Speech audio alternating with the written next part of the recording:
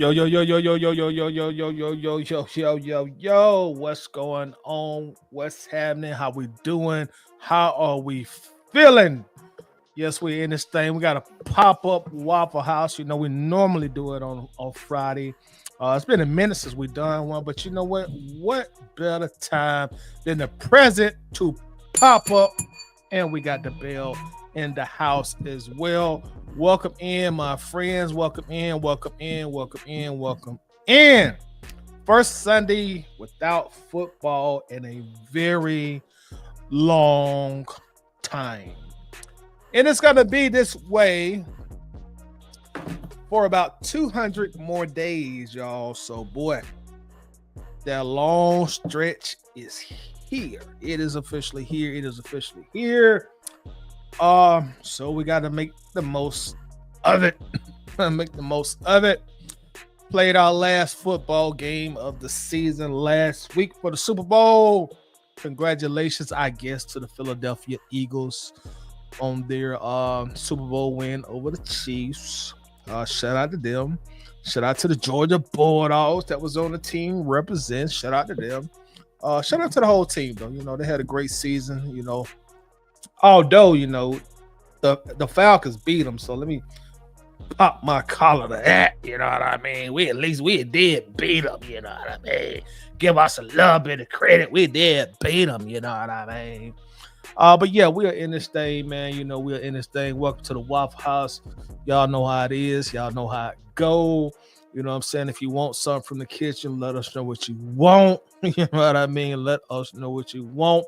We'll put that order in and we will get it out to you. Yep. So tonight I really wanted to start the show off and to talk about a few things. I wanted to start off and talk about organizational failure. Organizational malpractice of the Atlanta Falcons. Definitely wanted to spend some time and talk about that organizational malpractice, because unfortunately for us, you know, I just mentioned that the Eagles won the Super Bowl. Unfortunately for the Atlanta Falcons, our franchise and us fans, we are not celebrating. There was no parade on Peachtree for the Falcons. Hopefully our time will come soon, but in order to get to that level, there are a lot of obstacles that you have to overcome. Cliche to say you got to put in a lot of hard work. But a lot of that stuff's like, it starts at the very, very tip top. And I know that's cliche as well, saying it starts from the top, but it does start at the top. And unfortunately for us, in more ways than one, we really have not been getting the job done from the top to the bottom. So, it's a good time to really dissect and jump into organizational malpractice. And I'm going to, I don't know if me said I'm going to be the first person to say that, but I'm going to accuse my favorite sports team on the planet of organizational malpractice. I'm going to have to bring them up on charges of organizational malpractice. So I gotta do it. I hate to do it, but I must bring the Atlanta Falcons to the front, to the center, and accuse them of organizational malpractice as I see it, which we'll go into and we will discuss tonight. Before we do that, welcome in. Y'all make sure to hit that like button for me. And I want to say thank you to our guy, Daniel Berry, Sports Highlights in the house. What's going on, Daniel? Always good to have you in here, my friend. Hope everything going good with you tonight. We also got, as usual, Miss Lisa is in the house. What's going on, Lisa? How's it going? Says organizational failure. Gotta start with blank. Banging on Arthur Blank early. Banging on blank early.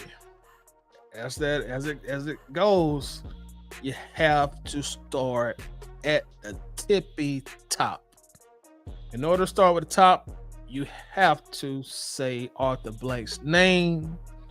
You have to mention him and you have to talk about it, because it really, truly, as Lisa said, it starts with Mr. Blank. Mr. Blank. Yeah, so we go definitely get into this. Lisa says, every year I always wonder how we'll make it through the offseason. Yeah, it's a long stretch too. What are we, like mid-February? We won't really see any more NFL games to preseason. What's that, in August? So we really got to get through 2 more seasons, spring and then summer. Man, it'd be a long road. It's a long road. I know I know baseball spring training is upon us soon, and NBA, I think their All-Star weekend was this weekend. I got to be honest, man. I'm an NBA fan. I'm a basketball fan in general. I'm a sports fan, but I must be honest. I really have been into NBA the last couple of years. I really haven't. And I used to be like a super diehard NBA fan, watching the games on Tuesday and Thursdays inside the NBA. I used to be up to date on everything that's going on, all the storylines. Every sports league they have the storylines in them. But like the last couple of years, I don't know what has happened, man. I'll still watch it, but it's not like it used to be with me. It's not like it used to be with me. It's nowhere near it. The game now, to me, this is just to me, just seems like a bunch of guys running up and down the court, just jacking up 3-pointers. It seems like that's pretty much what the NBA has turned to. Just running up and down the court, jacking up threes. Nobody's playing defense. You really don't see you really don't see an element of good defense being played in the NBA until the playoffs start, in my opinion.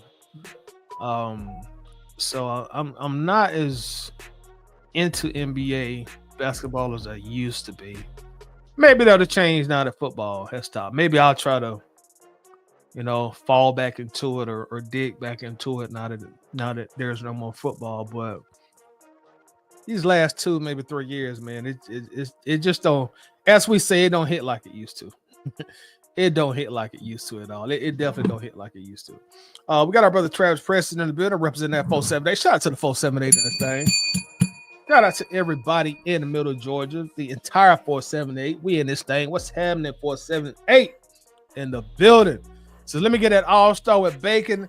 That cold orange juice order up. We got you, big dog. Appreciate you coming in, Travis. Thank you very much. Thank you very much. Always good to see you in here. Lisa Roddy White tweeted, the Eagles know how to draft. I seen that. I seen that. Ryder said the Eagles know how to draft some good football players.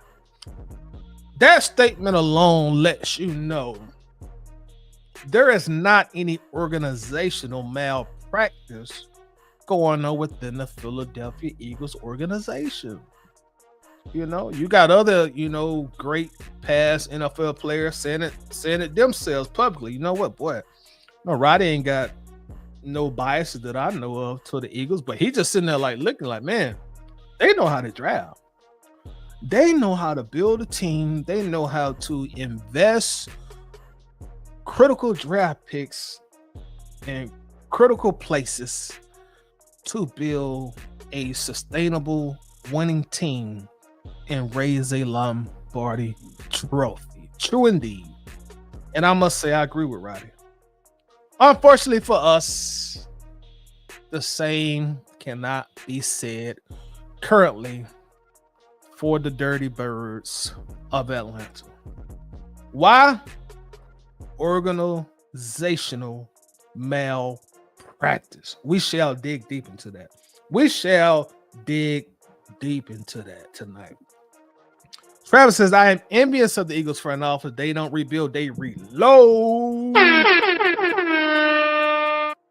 True indeed. Very, very, very, very true indeed. Very true indeed, man. It's like, ain't no rebuild going on, man. We reload. We reload. And we just went out there and we just whooped Patrick Mahomes. And we probably about to send Travis Kelce to the retirement home so he can spend more time with the Swifties and Taylor Swift and his podcast. Get out of here, sir. Get out of here. Can't help but be envious of it, man. Can't help but to be envious. This is their second Super Bowl victory within the last, 8 years, I think? 8 years. And here dealing with the Falcons, we only got about one win a season in the last 8 years, and they got Super Bowls, man. It's rough, man. It is rough. It is rough. It's rough. Rough being a fan of this team, man. It's rough. Got our brother Slim Dollar in the house. What's going on with Slim, bro? Appreciate you following through, man. Thank you very, very much. Appreciate you. Can't wait to hear from you in just a moment. We also got our brother Wallace Smith is in this thing. Says, what's good with your tight end? I'm repping that 912 in the house. Give me that all-star meal with a large orange juice. Order up. Take care of my guy Wallace ASAP. ASAP. Lisa says, actually, let me quote him verbatim. The Eagles draft real football players. Yes, he does. Yes, he does. Yes, he does. Yes, he does. Yes, he does. Yes, he does. Yes, he does.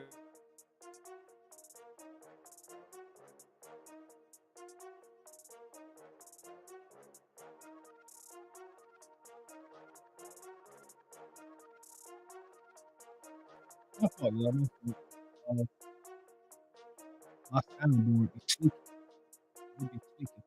You me sometimes. Pausing that time. Tweaking, man. It's tweaking, man. We got our brother James Howell in the house. What's going on with you, James? Representing the almighty Alabama Crimson Tide in the house. Shout out to everybody also in the SIP as well. What's going on, brother? Appreciate you coming through. Got our brother Kendall the GOAT in the building. What's going on with you, GOAT, man? Always good to see you in the chat, brother. Hope everything is going well with you. And I'm sure if GOAT was up here right now, he would also tell you, you know what, Toddy? Y'all ain't the only MFers who got some organizational malpractice going on. Because let me tell you about my team in Charlotte, North Carolina. You think y'all got it bad? You ain't seen nothing yet, Jack. Shout out to GOAT. Also, make sure to check out GOAT and his tag team partner Q on Black Cat Panther Podcast, the greatest Carolina Panthers podcast in the business.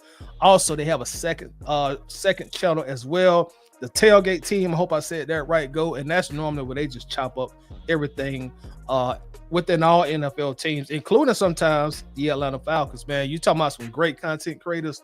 Those are two of the best. So make sure to show them some love. Black Panther Podcast. We also got King Atlanta Supporter is in this thing. What's going on, King? How we doing? We got our brother in the house representing the Denver Broncos in this thing. Our main man, DB94. Always good to see you in here, brothers. It's Toddy. Any words of wisdom to New York Jet fans who want to take a shot at on Kirk Cousins if he is released? All right, so I got to be honest. You said words of wisdom. Stay away. Kurt is all about Kirk. Kurt is all about Kirk. Words of wisdom, that means I need to be honest and tell them things as I see it. I would stay away. Do not make the same mistakes that we made in Atlanta. Stay far away from Kirk Cousins. Go somewhere else, but I would stay away from Kirk. Words of wisdom. Now, do I want them to go and trade for Kirk as a Falcons fan? Absolutely, please. Even if y'all don't give us a 6th round draft pick, come and get Kirk Cousins from us. Come and get Kirk off our hands. But what's good with your DB, man? Always great to have you in here. King Atlanta Sports. I'll take the Atlanta Bird game special. I got you, bro. I got you, big dog. Definitely got you. Travis says the NBA players don't play with a lot of passion anymore. The Kobe, Duncan, Garnett group are the last real NBA players. Yes, and that's really the era that I miss, bro. It's to me, it just ain't the same anymore, man. It just ain't the same. And it has not been very intriguing for me the last 2 or 3 years. Like I say, maybe I'll dig back into it. But lately, I've been really just not even really been into it until the playoffs start. So I guess the last few years that has made me a casual NBA fan. I just hop in for the playoffs, and I used to be a diehard NBA fan, but Travis, he said it perfectly. He said it absolutely perfectly. King Atlanta Sports said, I still believe the Falcons will win that first Super Bowl and many more. I hope you right. I pray you right. And I say it on here all the time. I just hope I'm still here and young enough to celebrate it, bro. I hope I'm here and young enough to celebrate it, man. But man, it's like I'm not going to say that. I'm gonna stay positive. We are gonna win the Super Bowl and many more. We are gonna do that, King Atlanta. Wallace says, yeah, Todd, I'm the same way we watch the NBA, and I don't watch it as much as I used to either because this era of players are different. Yeah, you were pretty much agreeing with Travis just said. It's just it don't hit the same no more, man. It just don't hit the same no more. It really don't. Really don't. We got our brother Tonio Henderson in the middle. What's going on with Tonio? Appreciate you coming through, bro. So it sounds like a class action lawsuit for the fans against the Falcons. Call JG. Oh, that man said call JG Wentworth. 1877 cash now. You're right. We gotta bring the Falcons to trial, man. Not that we don't love them, but god damn, like what are we? Organizational malpractice, dog. Organizational man. It's it's the off season, so they gonna catch it. They about to catch some headshots and some strays from me this off season. I'm not gonna lie to y'all. You're gonna catch some headshots, some strays. It's coming. It's coming. It's that time of the year. We got our brother Red in the house. Shawty Red on the track. What's going on with Red? Appreciate you coming through, my brother. Wallace says, Todd, I disagree with the statement because the Eagles did have to rebuild a team after they fired Chip Kelly. I really think that person was saying to the extent of the Falcons, where when we rebuild, we just become irrelevant for quite a while. And as I just mentioned, Philly wanted the Super Bowl in 2017 when they beat us in the playoffs. And not even 10 years later, they're raising another Lombardi. So I would agree with that assessment. You know what I mean? Of course, nobody's going to win it every year. The Patriots didn't win it every year. The Chiefs didn't win it every year. But the Eagles, they still keep themselves relevant, as opposed to the Falcons. We just fall off the map and we have to move mountains and, no blasphemy, but walk on water just to get a winning season. It's mind-boggling, man.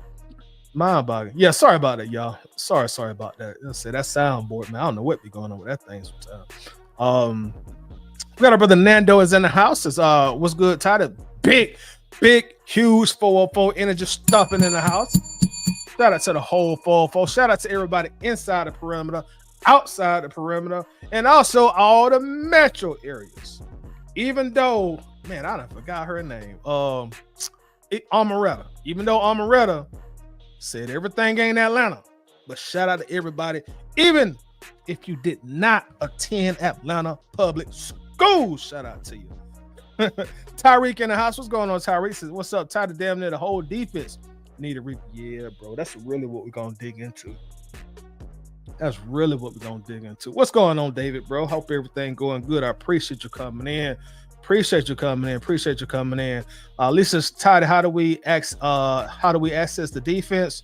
We were 6-3 at one point. We know the offense collapsed due to Cousins being injured. How do we explain the defense collapse this season? I hate to seem like I'm not answering your question, but organizational malpractice is what happened with the defense. The defense essentially was this year what the defense has always been since Atlanta's inception, which I think was in 1966, the same thing. That's just what this defense has been essentially since the Falcons' inception into the NFL. You have bits and pieces throughout our history, like the Grit Splits, that era where you had a stellar elite defense, but a little bit in the 90s too, sparingly in the 2000s. But essentially, the defense this year is exactly what the defense has always been in Atlanta. Putrid, pathetic, embarrassing organizational malpractice. And that's really what we're about to dig into also in just a moment. Listen, I miss basketball with post play. You and I both. All this 3-point shooting, Boris, me, these new Asian NBA players don't believe in defense. They don't at all. Run up and down the court, jacking up threes. And also, y'all, I'm about to get ready to drop links. So, everybody that want to come up, of course, you're more than welcome to come up. Before I do that, let me just dig into what I mean when I say this organizational malpractice, man. And Lisa mentioned about the defense. And I really think it starts with our defense. When I say organizational malpractice, it seems like for whatever reason, the Falcons just don't seem really to believe in building a team around the defensive side of the ball, man. It's quite hard to put my finger on it, but we don't prioritize defense. We don't prioritize defense at all. And we just spoke about rebuild, and I've said this dozens and hundreds of times, and as well as people who cover the Falcons, other content creators, look at how we started this rebuild, with all skill position offensive players. The first team in NFL history to draft in that nature. 4 consecutive top 10 NFL draft picks was spent on offensive skill position players. So that's a big part of the organizational malpractice that has been going on since the beginning of time for the Atlanta Falcons, where they just don't, for whatever reason, they don't prioritize defense. And it's mind-boggling to me. I want to share something that I seen online, and I'm sure a lot of you seen it also. The Atlanta Falcons were 31st in the NFL in sacks. Big surprise, right? Last season. And we have been last and our last in the NFL over the last 5 years in sacks, also the last 10 years in sacks, also the last 20 years in sacks. So let me restate that. Over the last 5, 10, and 20 years, we are at the bottom of the list, dead last in sacks in the NFL. That's the organizational malpractice. That is just organizational malpractice. That is people at the top. You're dropping the ball, and in the NFL, this has really always been the case. The vast majority of time in modern era NFL, you know, now the days when they went when wearing face masks, it might have been a little different back then, but that's one of the most important components of NFL football. Brother, you got to get the opposing quarterback on the ground. You have to generate sacks. You have to get the opposing quarterback on the ground. You must generate sacks. No ifs, ands, or buts about it. Sacks. You got to get sacks. If you're for the last 20 years, and they probably could have stretched this on to the last 30 years, but if you're dead last in sacks, I can assure you, and we can remove the Falcons out of the conversation. I can assure you, you're not going to have a lot of winning seasons. Now, you may have your outlier years where, you know, just the stars align right and you do something right and things go your way, but you're not going to win a lot of football games being dead last in sacks. It's not going to happen. And that's what I mean when I say organizational malpractice. Like, how can you look at this from the top, from Arthur Blank, Rich McKay, and like, how is this acceptable? And you know, I know a lot of y'all pick at me because y'all say I was Jimmy Lake's bodyguard, and I'm cool with that. But when I see stuff like this to me justifies how I felt. This to me justifies me saying, "Hey, y'all, back off Jimmy Lake." I'm not saying that he's the next Bill Belichick, but this is bigger than the defensive coordinator, y'all. That number alone tells you this is bigger than a defensive coordinator. This is organizational malpractice that is right at the top of the Falcons hierarchy. That's where this starts at. And we got another defensive coordinator, and if they continue operating like they've been operating, we're gonna be mad at him by week 7. Because the defense terrible, defense trash. Our priorities are messed up when it comes to this team. That's what I mean when I say just organizational malpractice. I also was doing some digging before I came on. Sacks all time in the NFL from the start to the current. I looked at one of those stat sites and it stopped at 25th. And they want you to pay them $20 a month to get the rest of the data. And I wasn't about to do that. But we were not top 25. And I can assure you, we're probably anywhere from 29, 30, 31, 32 all time. We're probably one of the worst 3 or 4 teams in NFL history at sacking the quarterback. I hate to say I understand, but that makes me understand better. Okay, this is why we're always sorry. We haven't learned since 1966 how to build a defense, how to sustain a defense, how to draft defensively and draft well defensively. That's why we're always spinning our wheels and blaming coaches. You know, always blaming coaches. That's why we always make them the scapegoats, because we don't know how to do what you need to do to win. Yeah, we know how to put Matt and Julio and Calvin Ridley on the same team.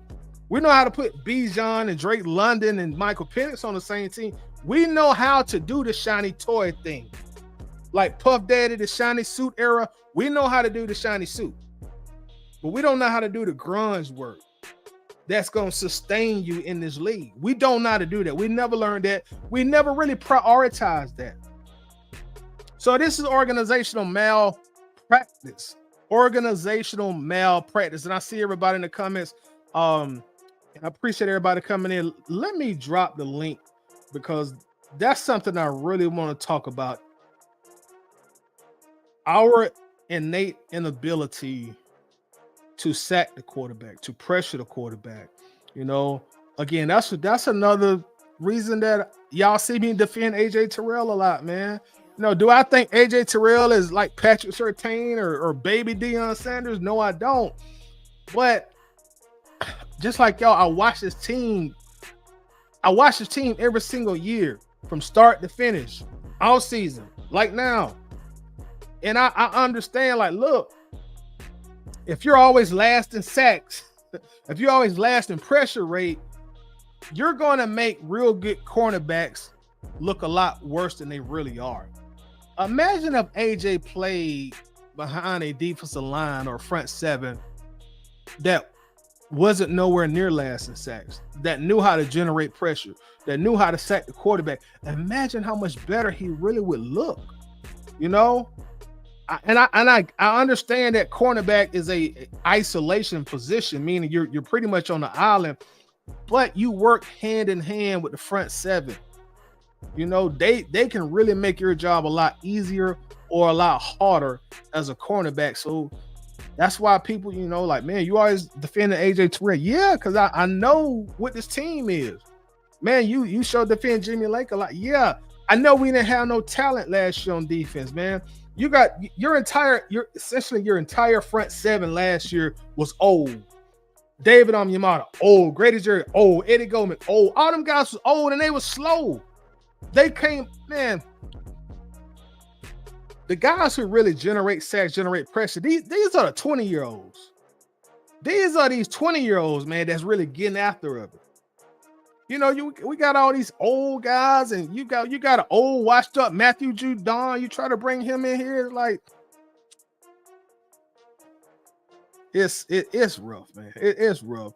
So I know what Jimmy Lake really was, but that's why y'all see me a lot through the season. I was not as hard on Jimmy Lake as a lot of other people were, because I'm like, man, this defense, these guys are not talented. We got some guys, and let me clarify that. And I just dropped the link out, so let me clarify that, because I said that and I didn't say it how I really mean it. Everybody on the NFL team is talented. You don't make it that far in one of the roughest, well, the toughest American sport as far as physicality goes. You're not talented. Everybody's talented. Even the guys who never play, they are talented. Make no mistake about it. When I say not talented, I mean like a upper echelon of talent. Your talent supersedes like the norm. That's what I mean when I say that we just didn't have that. We Jesse Bates, AJ Terrell. After that, it's kind of it really ain't there. And then when we have the opportunity to rebuild the defense, we go draft all offensive guys.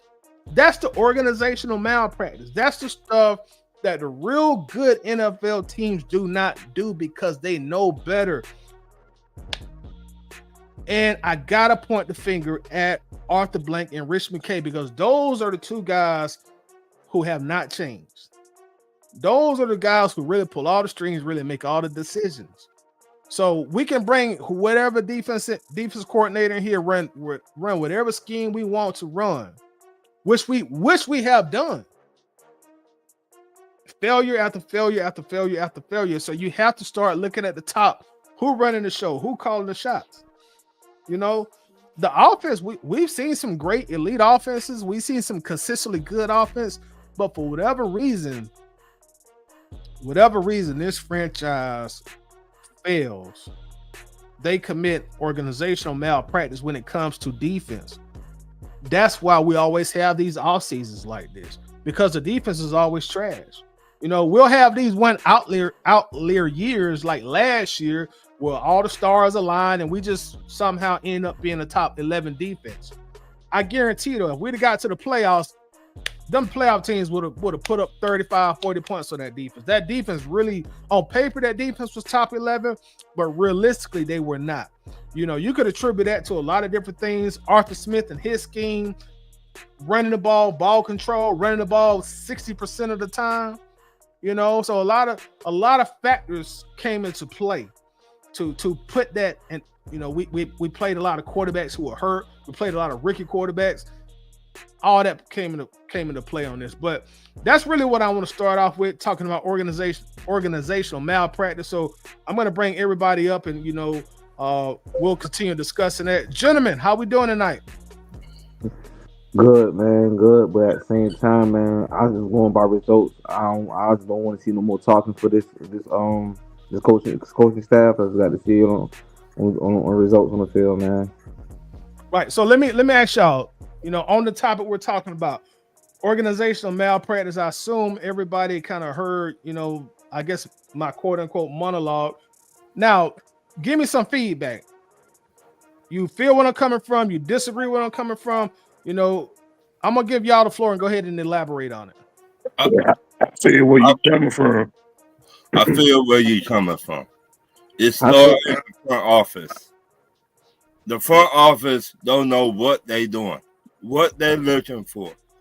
They draft the wrong players. They afraid to draft the players that got a little bit issues. If you catch my drift. Jalen Carter. I like B. John now, but at first I wanted Jalen Carter because I know what he would bring to a defense.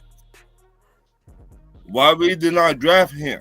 Why we had not draft from Georgia and they in our backyard? They keep it 100, Tiny. They in our backyard. Bill Belichick used to draft from Georgia. Philly draft from Georgia. Why we don't draft from Georgia? I don't know that. I just think it's a scouting department, man. Like I said, man, if it start with Rich McKay, he's the big problem. And Arthur Blank is like he hesitate and make tough decisions as an owner. He's want to be buddy instead of making the tough decisions. Is when you want to compete and win the Super Bowl or not. And I hate to say it, fellas, we're not going to win the Super Bowl until this dude pass away. God forgive me for saying this. We are not going anywhere because right now we have a lot of issues on defense. If we can't get to the quarterback, it doesn't matter what we get in the draft because the coaching staff have to go in their department and find diamonds in the rough. And right now, it's a lot of questions. And Drew Dahmer's going to be gone. And like I said, it's going to be a tough decision this offseason, and we have to do what's best and free up some cap space because we are 11 million in dead cap. I think it's more the Falcons value the offense more than they do on the defense. So I think the fans want to see defense because we saw the Eagles win, defense win championships. But if you look where the money going, the Falcons put $78 million on the offense and $40 million on the defense. So where they value when it comes to offensive defense. And a lot of the head coaches, they say a lot of stuff where Raheem's saying was stats are for losers. Mike Smith was sacks are not really necessary. They say a lot of stuff that shows you that honestly, they look at the defense as long as we put pressure on the quarterback, we're not really worrying about the sacks. So as long as we can get pressure, that's all they really care about. So if you look at where the money is going, they don't value defense like fans want them to value defense. Well said. Red James, y'all got anything to add? You go ahead, Red. Yeah. I got the red light district on tonight because I'm finna talk. Okay. All right. Well, yeah. Tight, it's like you say, man. It's been it's really been a historical thing just over the history of our entire team. I mean, even if you, like you say, you look back to the outlier years, the years we even did make the playoffs. Think about it.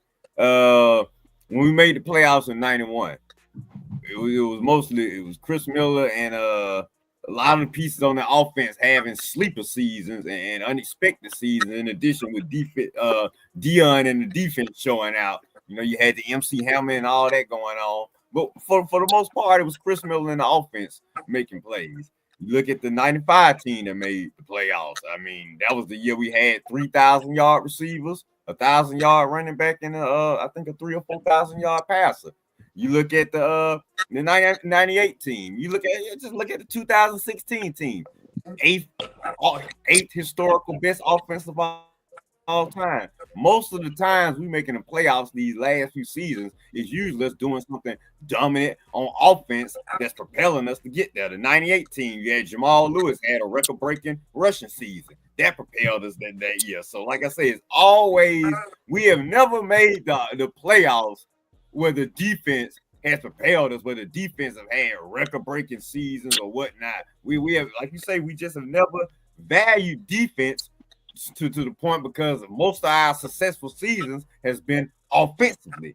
And I think every GM they've hired, because I just followed that same path. I mean, you had Dimitrov following that same path. Even when the 2010 season happened, he said, okay, I see how we got beat by Green Bay. I'm going to make this offense even more explosive by trading up for Julio. And you got to admit, it worked. It worked for a period of time, but eventually, all of that neglecting, all of that disprioritizing on defense, eventually gonna come back to bite us in the ass. And this is where we sitting here 7 years later with no playoff appearances, no draft picks defensively that have made any all pros that I can think of, no big draft picks defensively, with the exception of AJ Terrell, that have made any Pro Bowls, all pros in the last 7-8 years. So like I say, if you continue to neglect yourself on defense, if you continue to ignore the defense, this is where you're going to find yourself sitting right here, last in the league in sacks for for a period of time. No playoff appearance the last few years. Mentality on that side of the ball, pretty much all offense, no defense. And we sitting here right now with a draft that's defensive heavy, and we sitting here wondering, is this moron gonna bypass every great player that's gonna be sitting there at 15 and go to some offensive guy? So, like I said, we can't even tell ourselves for sure that our GM is gonna grab a defensive guy like he's supposed to. He had one sitting right there 2-3 years ago, one of the top defensive players in the league. He bypassed him for a running back. So, I mean, so right now, we just in a I don't know status with our football team. And I know it's sad, but that's honestly where we all at, because nobody can sit here definitively and tell me, without a shadow of a doubt, that Terry is going to grab a defensive player with the 15th pick. I think he is, though. I think here's the thing about last year. Here's the thing about last year's draft. Last year's draft was, they wasn't drafting for that year. They was drafting for the year coming up. So I think now Terry Fontenot and them are really emphasizing the defense right now. The players we got last year, that was for the now team, that was for this season that just passed, that was Judon, Simmons, and Kirk Cousins. Those players was the key focus of we playing for the now to go into the playoffs, because everybody thought we was a quarterback away. Kirk Cousins get hurt. He's BSing us around, because I think Kirk Cousins already knew Atlanta is not really, the soul of Atlanta is not really Kirk Cousins. You see what I'm saying? So he was that little small slice was the now. But if you look at how Terry Fontenot drafted, he was drafting for 2020. He was drafting for the season that's coming up. And I think now they're going to start emphasizing on that defense, because really, you can't do too much now to this offense. It's going to be the same. So you got your quarterback. He can't guarantee he's going to be here while he's drafting for the future. He can't guarantee he's going to be here for the future. I think he know he's going to be here this year. Nah, you can't say that, bros. You can't say that, bros. I ain't mean to cut y'all off. You can't say that, because Terry Fontenot did not do successful last year or year before that when he got the job off the Smith. So it's a must see. Are y'all going? I don't want to hear no more talking. I'm pretty sure Terry Fontenot got the green light of, because think about it. If he was really draft. I think they knew they had the mindset of they was going to the playoffs, but he was still drafting for the previous year, and we speaking from the draft of the last draft because you have to look at it. If that was the case, then all the draft picks I just drafted, they're going to be playing. They're not going to be sitting on the sideline. Everybody was wondering why this person ain't being played, why that person ain't being played. I'm pretty sure Terry Fontenot had the green light to say, "Hey, worry about the team. Don't worry about whether you're going to get fired or not," because technically the Falcons didn't have a, you know what I'm saying? So technically the Falcons, although they only had one game extra win, but they was 6-3 at one point. You know what I'm saying? So everybody was like, okay, we going to the playoffs. I think our percentage was in the 90s at that point. So whatever he was doing, they were saying, oh, it's right. But once again, Kirk Cousins was hurt, and he was probably telling the staff, hey, look, I'm good. And, you know, he cost us the season. All right, James, go ahead and jump in here. So, excuse me, how y'all doing, fellas? How you doing? Hey, John, I just see you came in. You doing all right, John? Atlanta Falcons is struggling with an identity crisis. Let's just keep it real. Let's just keep it simple.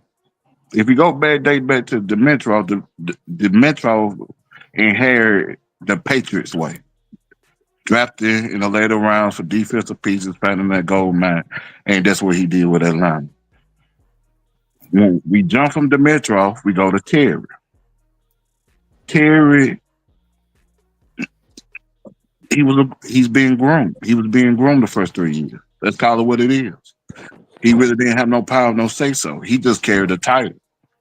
It was a 50-50 type of ordeal with the coach Arthur Smith and Terry Fontenot. So you really can't. I really can't place no blame on him right now because for the simple fact is, this past year was his first year being a true GM. But James, he still had opportunities to get. But the opportunities that he had, he only had a 50% say so in anything. He had to report to Rich McKay like Arthur Smith. They were both basically, it was a half and half with that. So I can't really just, go full throttle on him like that because for the simple fact it is, he is a true GM now. You see what I'm saying? Now let me judge from a 2 to 3 year basis to see what he do. Hold on. Let me judge from a 2 to 3 year basis to see what he do as a true GM. The Atlanta Falcons. Hold on 1 second. The Atlanta Falcons don't have an identity. That's the main problem. They don't have a true solution on what makes a successful franchise. We've been going through this since GM to GM, coach to coach, even players to players. Some players are. I'm gonna be honest. I think a lot of the players within the Atlanta Falcons organization is there just to collect a check and make their living. Because they are seeing in so many different ways that the organization is trying to head to, and nothing is working at this point. But yeah, though. But my thing is, I ain't because y'all James. It ain't gonna be short. My thing is, I'm putting Raheem as accountable because why would you hire a first year offense coordinator and the first year defense coordinator if you've been with LA Rams? Like I say, he got to get hold in the fire too because I'm not hiring no first year coordinators. If Okay, I'm Terry Fontenot, I'd be like, hey, you can hire me for William. It's going to be hit and misses on offensive coordinators, defensive coordinators, things like that. That's just the risk that you take being the head coach of a franchise. From a rookie to a veteran. Look at Arthur Smith with the defensive coordinator. He was 71 years old. That was known for putting together great defenses. What did he do in Atlanta within the first 2 years? He didn't do that. We ain't had no doubt. We ain't had no money. Hold on. Come on, but he didn't do nothing though. That's the thing. It's gonna be a risk, William. It's gonna be a risk when you taking coordinators and you taking people from different franchises that never experienced anything. That's just like with Seattle. That's just like hold on. How he been working with the defense with duct tape, the dude. I'm just saying, I'm Now hold on, getting, man. I get the Look, man, point, look. but Why, come on, why man. every time somebody say something, y'all come up with an excuse for him? If somebody saying I somebody ain't did something giving wrong, no don't get excuse. no excuse. We was in dead No, cap. you did. You said he didn't have this. He didn't have. Forget what he had. He had a job to do, and he didn't do the fucking job. That's what he had. That's just being real. Y'all But at gotta the realize, same time, I'm not holding Raheem to anything right now because this is his first year. but also That's y'all just, got to look at it from this standpoint. I'm not making excuses for him. He fucked up a lot. Excuse my French, Titus. Excuse my French, He panel. damn messed up, He bro. fucked up a lot. But at hand, he still we at a point we still got to trust the process when it comes to Raheem and what he's trying to do.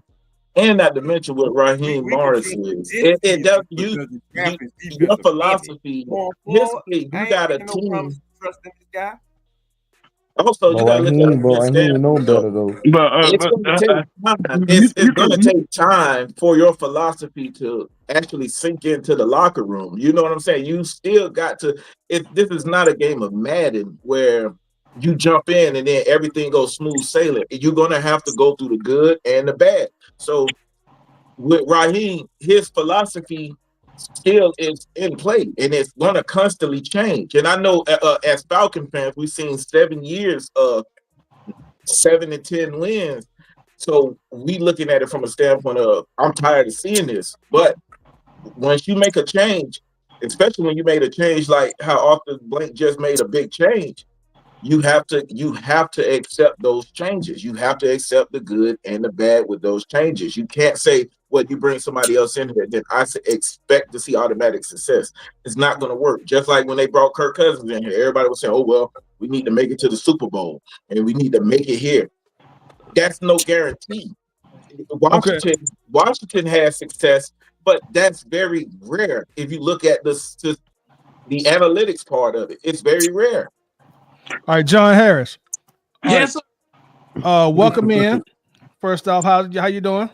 Oh, I'm doing all right. I was listening to the back and forth, the banter, the discussions, the Senate confirmation hearings here going on. I was just absorbing.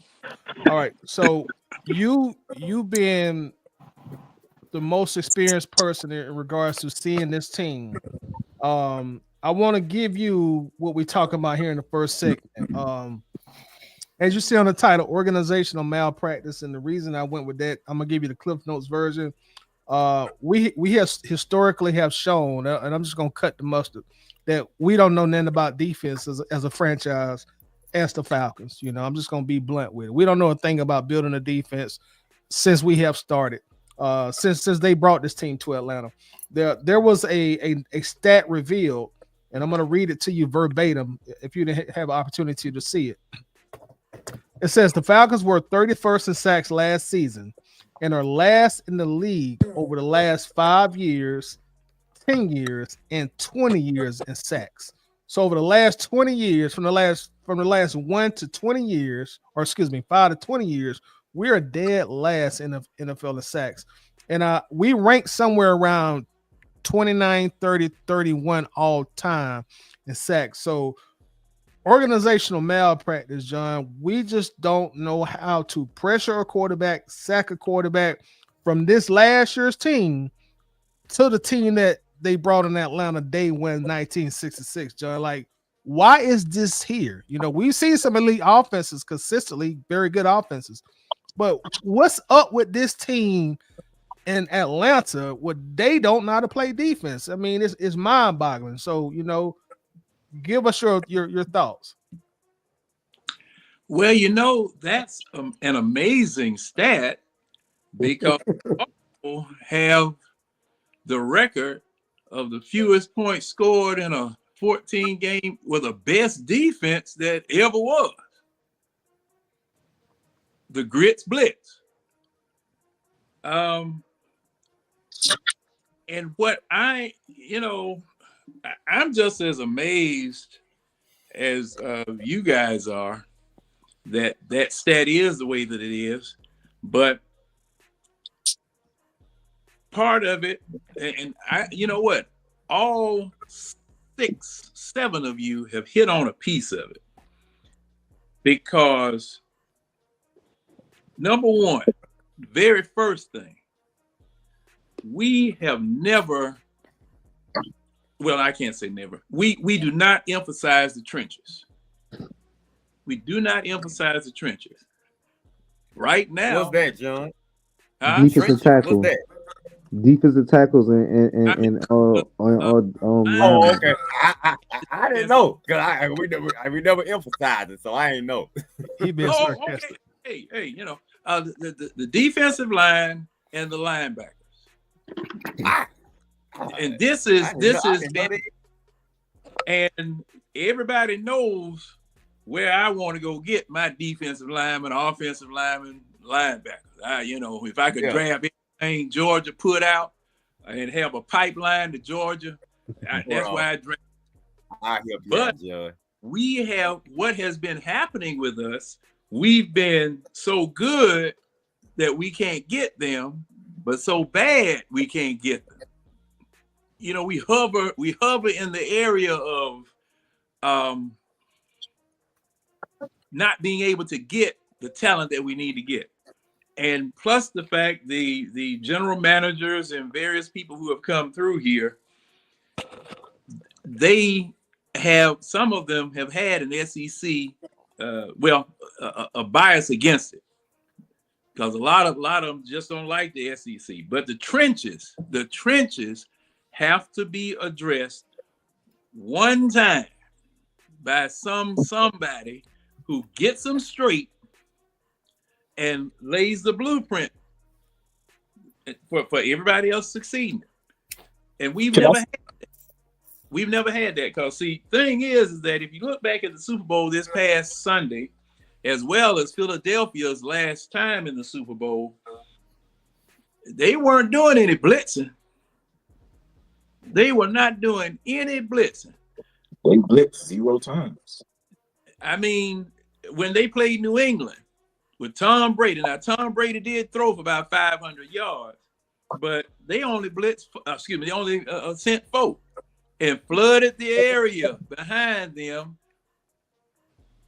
with everybody else, linebackers, cornerbacks, and safeties. Getting pressure with a front 4. New England did the same thing with a 3-4. They didn't blitz. So that's why I'm so I'm so on as far as the trenches are concerned. Because if you looked at that game last week, the way that left end getting pushed in the backfield, center getting pushed in the backfield, right guard, left. I mean, they were double teaming people and still couldn't stop them. They just could not stop them. Mm-hmm. Why? And first question, because when I look at a Super Bowl or I look at somebody else play, my first question: why can't the Falcons get people like that? I can just say something real quick. That's my question, and that's what the problem is, Ty. I'm just gonna say that's what the problem is. We have been finessing. We've been finessing on the offensive and defensive lines for many, many years. There's no, because this zone blocking scheme that we use right now, it is to influence people to go one way, create gaps by not matching man against man, but flowing and creating gaps out of the flow. We rarely had a team, with the exception, I would say, Dan Henning's team back when we had Gerald Riggs, and then when we had William Andrews back in the 1980s, where we actually went at somebody offensively and went at somebody mono on defense, knocking them off the ball, overpowering their offensive line and sacking their quarterback. This is something that we don't do. Now, the crazy part about Philadelphia, and I'm continuing to use them as an example because they do the same thing that we do. They have a zone blocking scheme, but their zone blocking scheme is with the biggest offensive line in football. Okay, so when Filthy McNasty decide he want to go to the right, he going to the right and taking everybody else with him. When Sloppy McHamburger decide to blitz into the backfield, he knocking people over. The Joker just standing up and just walking that way, and nobody can stop him. The problem is that we need to get like that. We need to get like that. I wouldn't care if we traded down from our 14th pick and didn't draft nothing but road graders, tractor trailer trucks, and dump trucks from the SEC or Hawaii someplace. And that's all we get. Because, that has been our problem. The quarterback has time to throw a pass or whatever, but we can't get back to their quarterback. We can't get back there. Right. And when we blitz, we never get home. When we blitz, we never get home. So that means there are 2 to 3 less people back there back behind the defensive line. Quarterback can stand back there and shot. Here's one thing. Hold on, before you go, Slim, let me welcome in our dog Chris A112 in the building. What's going on with you, bro? What's good, family, man? It's been a minute, but man, I had to come in and check in with the guys, man. How y'all feeling? Hey, we're What's up, doing A1? fantastic, brother, bro. Appreciate you coming in. Hey, man, good to see y'all. Hey, real quick, brother. I know you probably heard the beginning. The short of it is, I say organizational malpractice because of how bad this defense has been notoriously. In Tip, you on your stuff way better than I am, so I'm sure you saw that tweet that I read off. I assume, right? Yeah, about the last 10, 20, and 30 years with Atlanta Falcons, as far as like sacks and everything goes. Yeah, man, we're like one of the we're like in the bottom of the league, man, as far as in that time span. But the thing about it is, I believe that everybody on this panel already knew that. Yep. but without even having to look at the numbers that they even dropped and everything, and to see it is mind-boggling. It's really nasty work. But we already had an idea that was going on because we've been following this team forever. So we see the lack that we're last in sacks this year and that year and everything like that.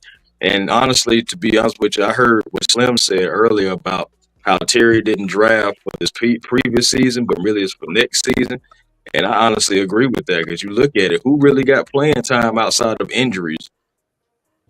So you seen like Brandon Dorless was getting DoorDash all season. He didn't even hit the field. And the only reason why he hit the field is because we were decimated at that particular time. So, guys are not really getting time. You got guys like Grady. And even though we're talking about, the defense, it's the same thing for the offense when we went and got Kirk Cousins. We got guys who are veterans, but they're still older guys. When are we going to start developing our guys and trying to see what we have? When are we going to start drafting better?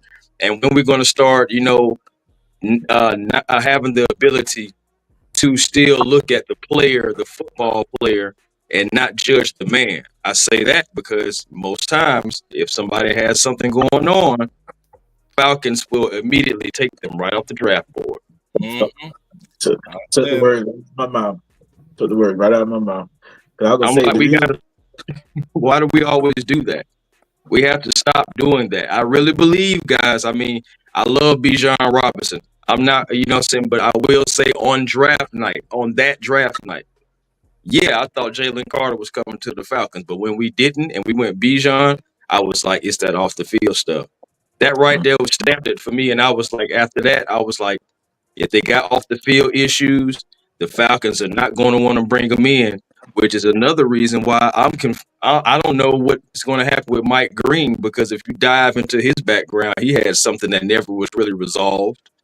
And I'm like, do the Falcons notes? Shh, don't tell the Falcons, because they're going to take them right off the draft board. Yeah. And Mike Green, there's other defensive players too. I just use him as an example because I know he's like, a hot commodity right now. I know that Falcon fans want him right now, so I'm just saying, that's just perspective. I We want want him now. that. We want that guy, but I don't know. Is the Falcons going to do it? No. Took right out of my mouth. That's all I'm gonna say, man. I think 'cause when it comes to Georgia, they always on the news for something, and I think the Falcons are a very conservative team. And if you jaywalk, or if you was in elementary school and you stole a thing of bubble gum, the Falcons like, oh no, we can't have that in our locker room. So to me, in order to get a consistent pass rush, you need someone that's crazy. You need somebody who licked the back of cats. You know what I'm saying? That's how crazy you need them to be. So I'm talking about you need someone who's gone off the rocker, and the Falcons just don't do that. And I'm talking about I need to see, like, John Abraham was our last true crazy person, and he produced on the field. And then you had the more and we had to trade for him, who came in, and he still put up 15 sacks, but he was that nice, and the Falcons said, we can run with this, that conservative style type of offense. We don't need that no more. We need that crazy type of stuff, man. And A1, you stole my thunder. Man, look, I'm just saying, bro, we were looking at the same thing, fam. That's all I'm saying. And see, the thing is, we got to get that dog. It's at a point we got to get that monster. That conservative, excuse my French again, tight end apparently. That conservative shit has reprimanded us for the I'm not gonna say 7 years. I'm gonna say the last 20 years. If you date back to the Mike Vick issue, that's why Arthur Blank scurried away, and that whole staff is scurried away from Jalen Carter. Because I remember when they was at Georgia Pro Day, Atlanta was there, and I put up a post. I put up a post in Atlanta Bird Games thing. Now, like, those off the field issues, they gonna skate away. I got eaten alive that day, and then when the draft took place, and I said, I hope the person I really wanted was Nolan Smith. Nolan Smith was a great pass rusher for Georgia. I wanted him at the number 8 position because we needed that. We needed that dog, and he was that dog. And when they went Bijan, I think John was live that night. I went in John's podcast and acted a damn fool in there. I acted a fool because for the simple fact is we need dog. We got to stop being conservative, and you got to have that dog that's in there. Like if you look at the Washington, why get one? I ain't saying one. I'm saying for a whole defense. When you say that dog, when I'm speaking in reference of football players with the ass. It starts with one. You got to change that, and it takes one to do it. Because if you look at Falcons thought they did when they drafted Bijan Robinson, somebody that you don't mind letting you taking your daughter out on a date, taking her to the prom. Take your daughter to the prom. Yeah. They want it. You need somebody in the front office that said, "Hey, we need to get that dog right there," or those dogs. It started in the front office. And that GM from the Eagles, he said he said he don't mind taking them.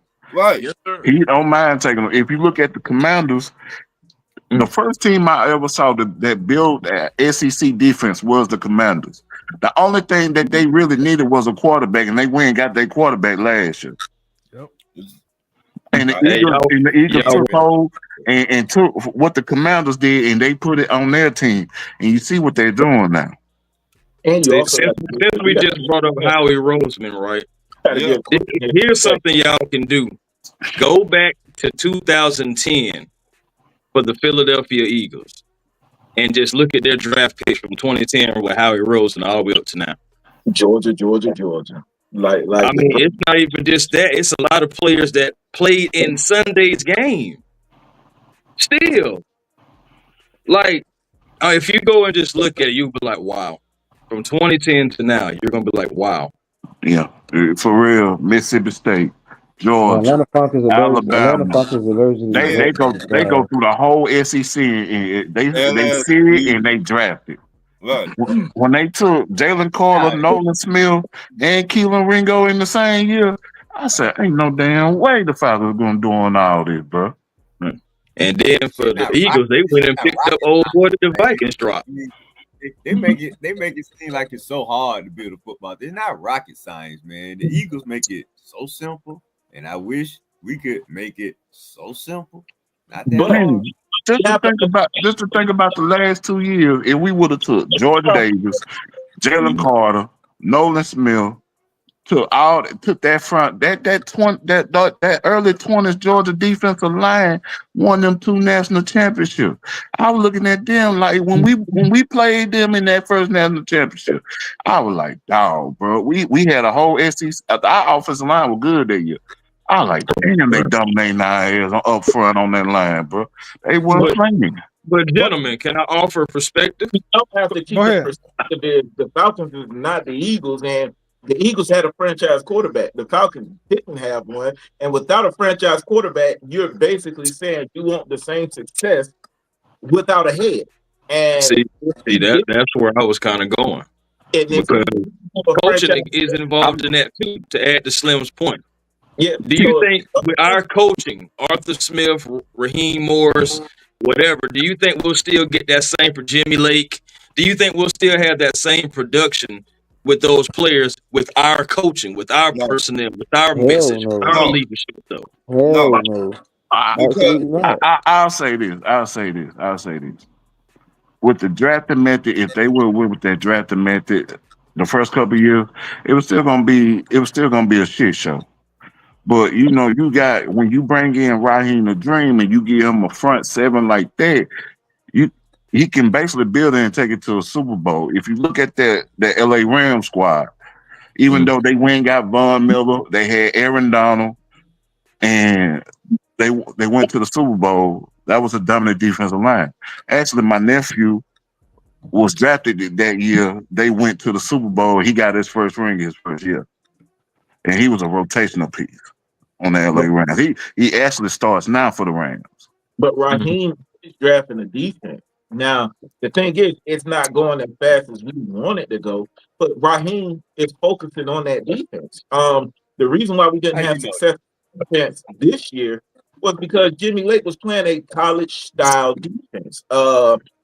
When you playing 7 to 12 yards, you got your DBs 7 to 12 yards off the line of scrimmage, and you can see it by looking at the numbers and the data that shows that quarterbacks was having the highest success rate against the Falcons, and they was going underneath on the Falcons. The Falcons was giving up everything underneath, and we all know in college football, they're not going to walk you down the field. They're looking for big plays.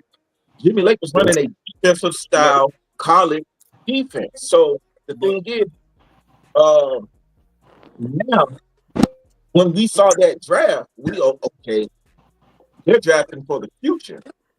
They free agency was focused on the now. So I think Raheem is focusing like a laser on the defense. It's not going as fast as we want it to. But I think he's really taking the defense serious. And I think this year, especially because the draft shows that this is going to be your strongest defensive draft player. But once again, this need to be an ugly draft. Wait a minute. You just ugly draft. Righteous. Wait, you think Raheem a good head coach, right? Yes or no? He is.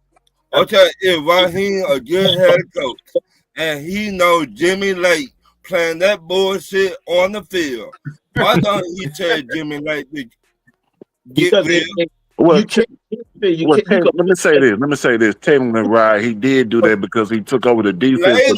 Later. I understand that, but he did address the issue within the middle of the season when the season was still up for grabs for us to go into the playoffs. He took over. It generated a lot of sacks and everything. I just think at the end, he should have never gave it back to Jimmy in that last game.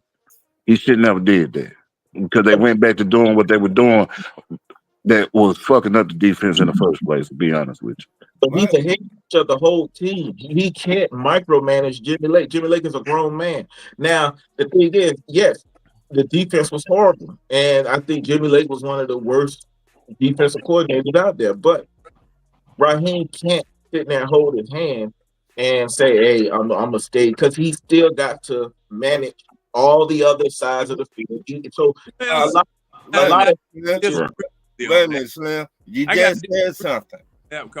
Raheem, the one that said Jimmy Lake will be a good defensive coordinator, right? Slim? If that was my guy, I'm gonna say that. No, if your guy ain't. You would say your guy ain't. Is your job on the line? You would say, "Hey, nah, player, I cannot mess with you. I will go get somebody else that got experience." Jimmy Lake got no experience. This is my question for y'all, because I'm glad we're right here right now. Did Jimmy Lake do any worse than 90% of the defensive coordinators that we've seen come through here the last 25 years? He did. He did. Did he do any worse? He did 1,000 times worse. 1,000, like 2,000. Well, let me ask y'all this: How can I'm gonna ask you this?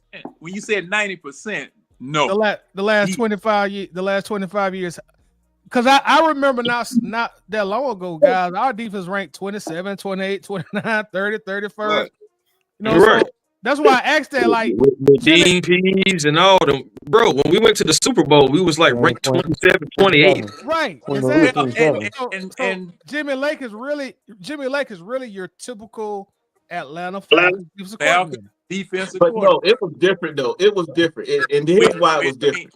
Because when the Falcons had that 5-week stretch of great defense, we only went up 1 or 2 slots. Most of the time, we typically stay where we at, and we're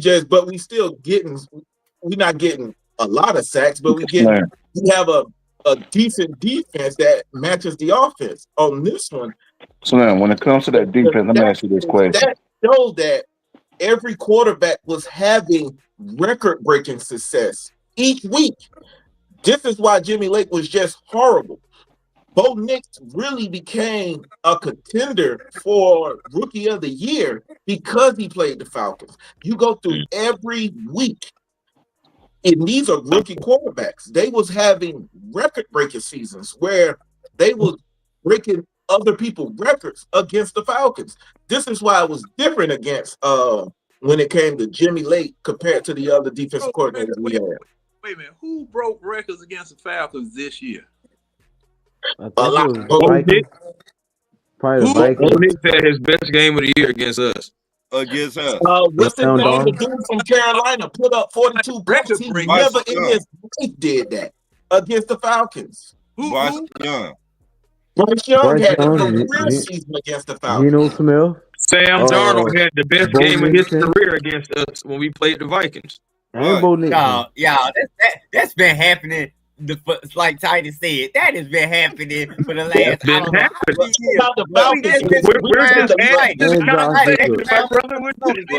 That's what we do. I mean, dog. Y'all act like it just been happening this year now. But right, it's been happening over a period of time. It's been happening. Let me ask y'all one thing. So yeah, even though Jimmy Lake was bad, like Titus said, he fit right in with plenty of the defensive coordinators that came through here. The problem, but even though Jimmy Lake was bad, but the problem is the culture, y'all. The problem is neglecting the defense. I agree with that too. Two things to be right. I agree with you. Let me ask y'all one thing.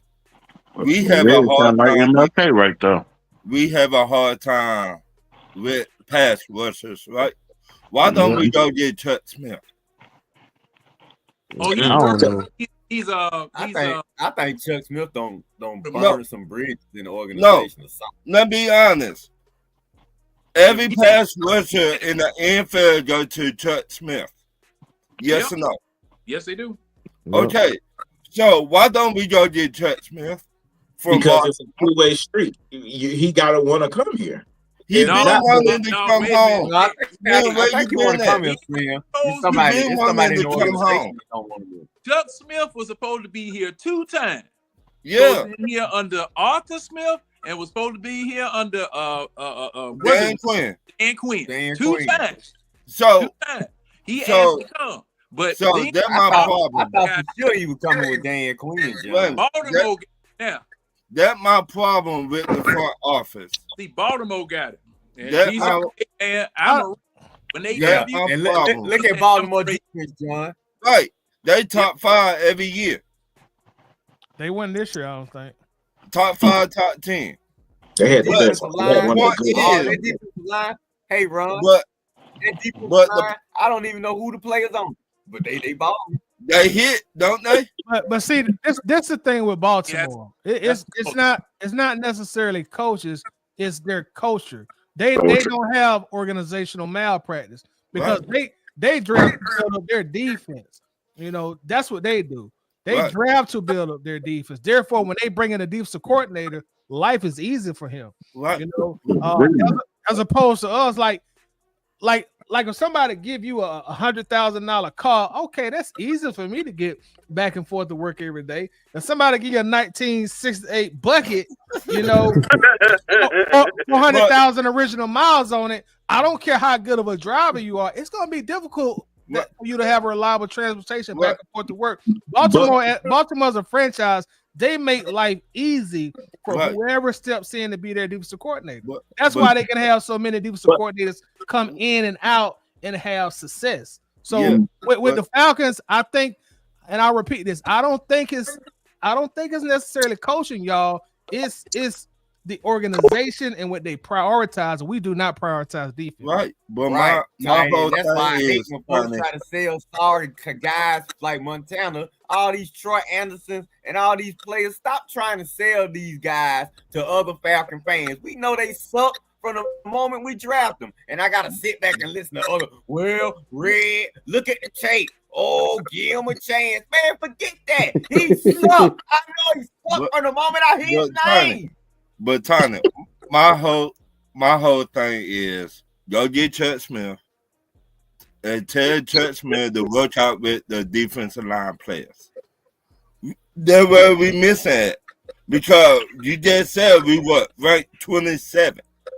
Okay, go get somebody that knows how to develop defensive players, pass rushers, D tackles. He worked out with the best of them.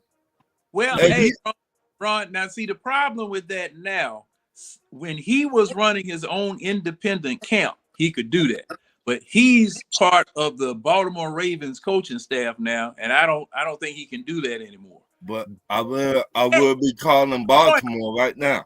Hey, what do y'all want for? I don't think Baltimore want to let him go. Would you? I mean, I just saying that keep it 100. I just saying. I will call Baltimore up right now. Hey, what do y'all want for Chuck Smith? And they can take out a damn thing. And You your can always turn on your PS5 and try to make that trade and see if it works. You know, Right, They're gonna send us your 5th round draft pick. Send us your 5th round draft pick.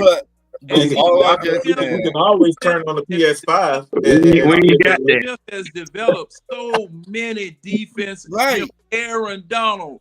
Who else? I mean, he's developed so everybody. So he's why got don't a track record. And why we we still- let the players that play for us go somewhere else instead of bring them back home? Because he was trying to get Vic Beasley to come in and Right. teach him more than one move. Right. You know? Oh, he didn't want to do it. So busy. His heart wasn't in football. You can't. And once a person's heart go out of it, you can't get them to come back. right. It's like Perry, because I remember folks that on Hard Knocks, Perry Derry came to Mike Smith and told him, boss, I can't do it no more. My heart is not in it no more. I don't want to do it, you know. Yeah, you become a detriment to the team. That's like Kirk go Cousins. back in the woods, John. Yeah. We I let brought up our from the great players. Bad luck with the players. We let our great Guys players like that, we that don't go draft. somewhere else and ball out of control. Make another team better instead of bringing them back home. They help us out. Make that make sense. The Falcons want quiet, boys. At the end of the day, Yeah, cause and see, there's an old saying, you know, not the size of the dog in the fight, it's the size of the fight in the dog. In the dog.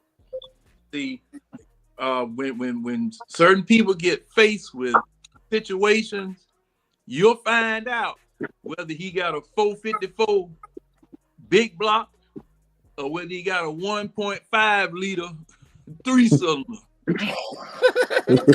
Well, I'm thinking Terry is the latter, because if he was any kind of man, he wouldn't have sat back these last few years and let all this bad news come over his name, because he accepted the title, but you knew all this heat was coming with you, but you weren't in charge. So why take the title if you couldn't accept the heat? Because you're gonna get the heat this year, buddy. I don't care. I don't care if Rick McKay is in that draft room right there with you when you make that pick.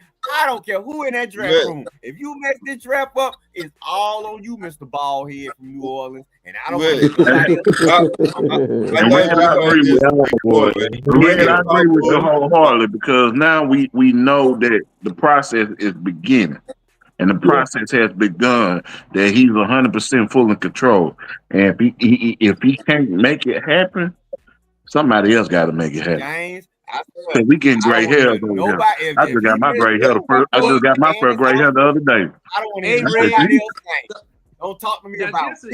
Don't talk to me about Arthur. Don't talk to me about nobody but Terry, because Terry's ass is who's gonna get roasted by me.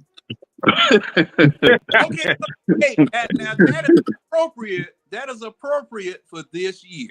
That is definitely appropriate for this year. But if you take a look at, you just think back, the whole organization, when Arthur Blank hired Arthur Smith, the whole organization was just like that. Nobody doing their real job. Everybody doing side work. Everybody doing something that they're not supposed to be doing. Okay, so when we come and we ask, well, who's responsible for this? I don't know. Well, who's the man that holds the title? This one right here. Well, and okay. give you another one. And I'm gonna give you another one. I'm tired of all that community service. Do you play football, man? Like I don't care that y'all collect cans on the weekend.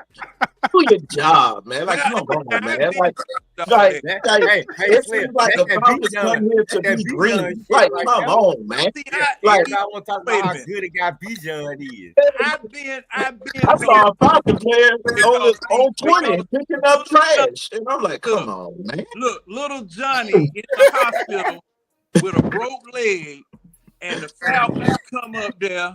Johnny, we know you're gonna pull through. The doctor say that everything is gonna be all right. And little Johnny coming out of a sleep. Y'all ain't right. Losers up here. Y'all is not right, bro. I ain't taking part of that, bro. I'm not taking part of that. Oh, y'all can have it. Y'all can have it. I'm not doing that. Y'all took it somewhere else. I said community service.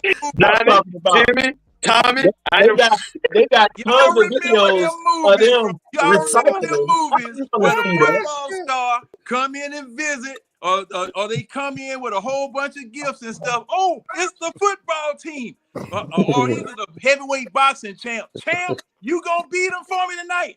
Yes, I'm gonna knock him out in the first round for you, Johnny. I promise you that. Go, champ. Judge, it is time. Just let the Braves players visit the kids. All the Braves, that's their job. Braves players will visit. They are the only ones qualified. Yeah, but see, I don't see Georgia players. I don't see Georgia players doing a lot of community service. Hell, they too busy getting in trouble. So they get in trouble. But yet, hold on, Slam. Let me say this. Coming from a Bama fan, Georgia does a lot for the community. They don't. I have seen that, bro. They may get in trouble, but they still do their community service. I know they do. Kirby Smart ain't going like that now. No, I know they do, but I'm just saying.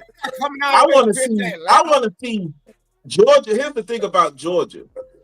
They hold demeanor shows on the field. They demeanor and how they carry themselves is as if they not the team to be played with. The Falcons are a white collar team, and it seems like they'll sack you and then help you up. No, Don't do that. You know what I'm saying? I want that gritty team. You know what I'm saying? That team that will talk about your mama on the field. You know what I'm saying? Off the field, yeah, we cool, but on the field, I hate you. That's the attitude that that Kirby Smart brought. They went always like that under the Mark. No. Bro. No, Yeah. it's Not. Mark They're Richt not. was a Where you church from? man. For me, Yeah, you the only one that's I'm an Emory baby, man. I'm from Atlanta. I'm sure? full. I'm full. Where you at? I graduated from Washington High School. Style them out, right? Style them out, right? Yeah, are you from But somewhere else? no, Right, but what's on up, the- on- yeah. And Georgia ain't doing no local. I graduated from Washington, Georgia baby. ain't doing no local stuff. But it's the same thing. When the last time you seen a Georgia player come visit Grady Hospital? It's the same thing with with two of our teams, Atlanta Hawks and Atlanta Falcons. It's the teams with the bird mascots. What? The Hawks will go and get the smallest folk. Just like when was it? Last week. We lost 2 players last week due to dirty plays on the Hawks. You lost Jay and you lost Vic Cretchy. People going up under them, people treating them, beating them up all over the floor. Coach, They pretty much gone for the season. and the crazy part about it, I'm sitting up here watching the game and I saw both of them get hurt. Coach did not leave his spot down there near his bench to go over there and say something or do something, whatever. Hawks players standing around there, and at least, I mean, Damn, they ain't getting an man, order to the boy. I mean, it's just ridiculous, man. It's just ridiculous. And see, thing is, all right, if I go to a game and I see some stuff like that going on, and I'm anywhere near the floor, I'm going to jail. I'm going to jail because I'm going out there on the floor. I'm going out there on the floor as a fan. Okay, now don't make no sense for me to put myself in that type of situation when the players, the coaches, and the team not gonna do, because those were some dirty plays. That was dirty. We don't retaliate. We trying to be nice.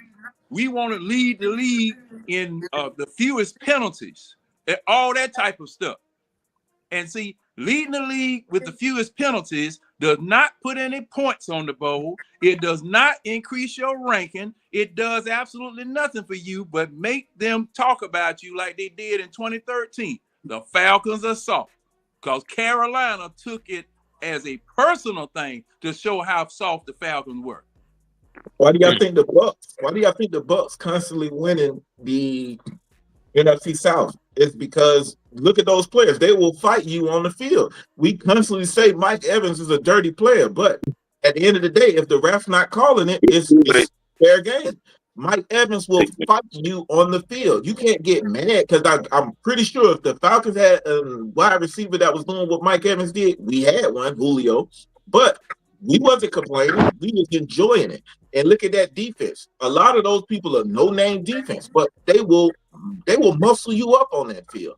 And it's showing and it shows. So my thing is this: we need that type of defense now. We need that type of offense. We don't need the nice guy no more. Like that nice stuff stops. Like it has to stop. So let me ask y'all this, Slim, since you mentioned that. I'm gonna ask the entire panel this. I'm gonna start with you, Tip. When you mentioned that the nice guy thing, and I think the panel wholeheartedly agrees with that. I think we're all in agreement there.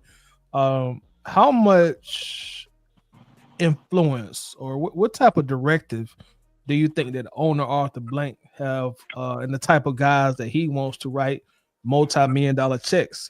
So I want to know, like, how much influence do y'all think Arthur has? Now, Arthur always tell us, hey man, I don't make football decisions, but you don't necessarily have to directly make football decisions. You could tell the guys who work directly under you the type of environment you want in your establishment. So, Tip, how much influence you think Blank have on what's going on with this team? I think it's about 50-50. I think it all depends on who's on the draft board as well. I think it comes down like situational. Like It all depends on what's going on whether he gonna tap somebody on the shoulder or whether he gonna kind of chill back and see what happens. But I think this is a deeper problem, and I could be reaching. And I'm not saying it's a problem that is just like all on one particular thing, but I think this has some trauma going back to the Michael Vick days with Arthur Blank. We're not saying that he doesn't want to draft a black quarterback or none of that. I'm just saying just that trauma of giving him that 10-year, $138 million contract, which was the biggest contract at the time. Giving that and then going through what you went through as an owner and as an organization, I think he don't ever want to feel that again. So if you have anything going on, he just would rather not take the risk on you and deal with that than take the risk on you. And next thing you know, I got another situation. Now I got egg on my face as an owner yet again. Yep, I agree 1,000%. Don't want to be embarrassed no more. Yeah, I just, my thing is I got too much prestige as a man, as an individual, as a business owner, philanthropist, everything, bro. I got too much going on for myself. I cannot allow these crushing blows, because that was a crushing blow to Arthur. And of course, he had never experienced anything like that. The man came from Home Depot and everything. So the man never experienced anything like that.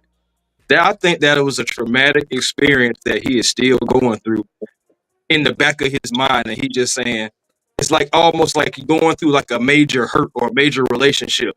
I'll never let myself go through that again. I'll never let her put me. It's like I'll never let him put me through that again. Well, it's the same thing, you know. You right. Great point.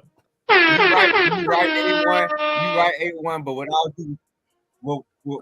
with all due respect, Mr. Blank, you got to stop being a pussy, man. This is football, okay? You got to stop being a little punk about this. This is football. Now, if you need therapy from this whole Mike Vick situation, fine. That's a personal situation. But you can't keep limiting and hamstringing our football team because you got issues with the way you decided to suck up to Mike Vick, put him in a wheelchair, roll him across the field, and when he quote-unquote betrayed you, now all of a sudden you can't take a chance on nobody else, man. You better get up out of here with that because we trying to win football games, and you win football games with all type of personalities. You just can't limit yourself to one type of personality. Oh, if this guy got this going on for him, stay away from, man. Get up out of here with that soft stuff. We are trying to win football games. I'm just giving perspective, fellas. That's all I'm saying. You're the owner, man. You got to get out the way. If you got personal issues with that Mike Vick situation, then keep your ass on the island somewhere come draft time and just stay the fuck out the way. Because your personal issues, like the man said, on like, hey, John, like you said, don't lean on me, Mr. Blank. Your personal issues are costing us the war. Red, I agree with I agree with you to an extent. The extent where I don't agree with you is you're telling a person who spent what $600 million back in the 2000s on a business, which is probably $2.5 billion today. So it is easy to say, well, just stay out of the way, but you got to understand also, like from the business standpoint, like, look, it ain't but 32 people in the world that own an NFL team. So to tell me to stay away is easy for you to say, but I'm the one who had to cut the check. And I'm the one whose reputation is going to be on the line. I mean, I get what you're saying to an extent, but I don't think it's just that easy for a person who has spent that kind of money. It's almost like a landlord. Like if a landlord does spent $250,000 on a house, good luck telling the landlord not to drop in and do an inspection every 8-12 months. You know, like, I spent that money on that house. That's my property. You living here, but I'm still going to see if you cutting the grass, and I think the same kind of that's true, Tidy. Same kind of thing applies to the team. The landlord can't expect his house to be one of the top houses or one of the top this every year if you ain't gonna do what's necessary to help your business get up there. If it's your personal issues that are holding the project back, then But Blank will probably say, why is he not? Don't I give you guys a world class facility to play in as fans? I mean, when you come in here, Mr. Blank, you can't limit us on the type of players that we can draft, sir. Why can't I? If this guy wants me to pay him $84 million for 5 years and he wants $70 million guaranteed, why can't I look at his character? That's coming out of my pocket. And also, being with his the philosophy, the way it is, you're not gonna have to pay him that much money if he don't prove himself in the first few years, Mr. Blank. You missed a key point. When I said $70 million guaranteed, why can't I look at your character? Well, and you also got to think about it. Team, sir. And sometimes you got to take a few risks sometimes. But you also got to think about it. Arthur Blank conservative philosophy got us to the Super Bowl too. So he gonna say it worked. His philosophy. It was Mike Michael Vick didn't get us to the Super Bowl. You know what I'm saying? So Michael Vick, before we drafted Michael Vick, now the Falcons was the soul of Atlanta, but we never went to the Super Bowl. Now we went. But that was Arthur Blank philosophy had nothing to do with us going to. I'm talking about, but he had Matt Ryan's, who was the ultimate conservative quarterback. So Matt Ryan's wasn't going to create no scene. So that got us to the Super Bowl. So you know he's going to say how he's running the team works. Now it's not. It might not be as how we want it to work, but I agree. Like what A1 said, that traumatized him. That Michael Vick situation. He don't want to get embarrassed no more. But I think he feel like shoot, the way he running the team works. I ain't trying to like you know what I'm saying, build a narrative, but I'm just saying, like, think about it with the quarterback situation too, guys. Like with the how did we get to Kirk Cousins, right? We didn't have a quarterback. We didn't have any kind of quarterback after Matt Ryan. We went through Mario Dez. We went through Ty Taylor. Went through all those guys, and then finally, Arthur Blank finally said, "I'm not going to be quarterback broke no more." Yep. So I'm just looking at patterns, and I'm like, okay, this. I'm looking at that, and I just feel like the man is ultimately still traumatized from things from the past, and he's just going to make sure does not go through it again. It does not happen again. And if, you know, I feel like that's where Arthur is. And sometimes, you know, he has a lot of clouded judgment. But at the end of the day, we know Arthur is a great guy. Like, if we seen Arthur Blank right now, we would definitely want to shake his hand just because of the man that he is, right? But as the football owner, he has some questionable things. But you think about it, it's not just Arthur Blank. Remember, it was a guy named Rankin Smith that owned the team beforehand. So I'm just saying, like, we've had two different owners, same issues. But I don't know now. I think Rankin well, similar issues, because Rankin didn't want to spend no money. And guess what? Yeah, it does happen. The Michael Vick situation just happened, but it was hold on. You ain't gonna hold no puppy up, are you? Vick situation just happened.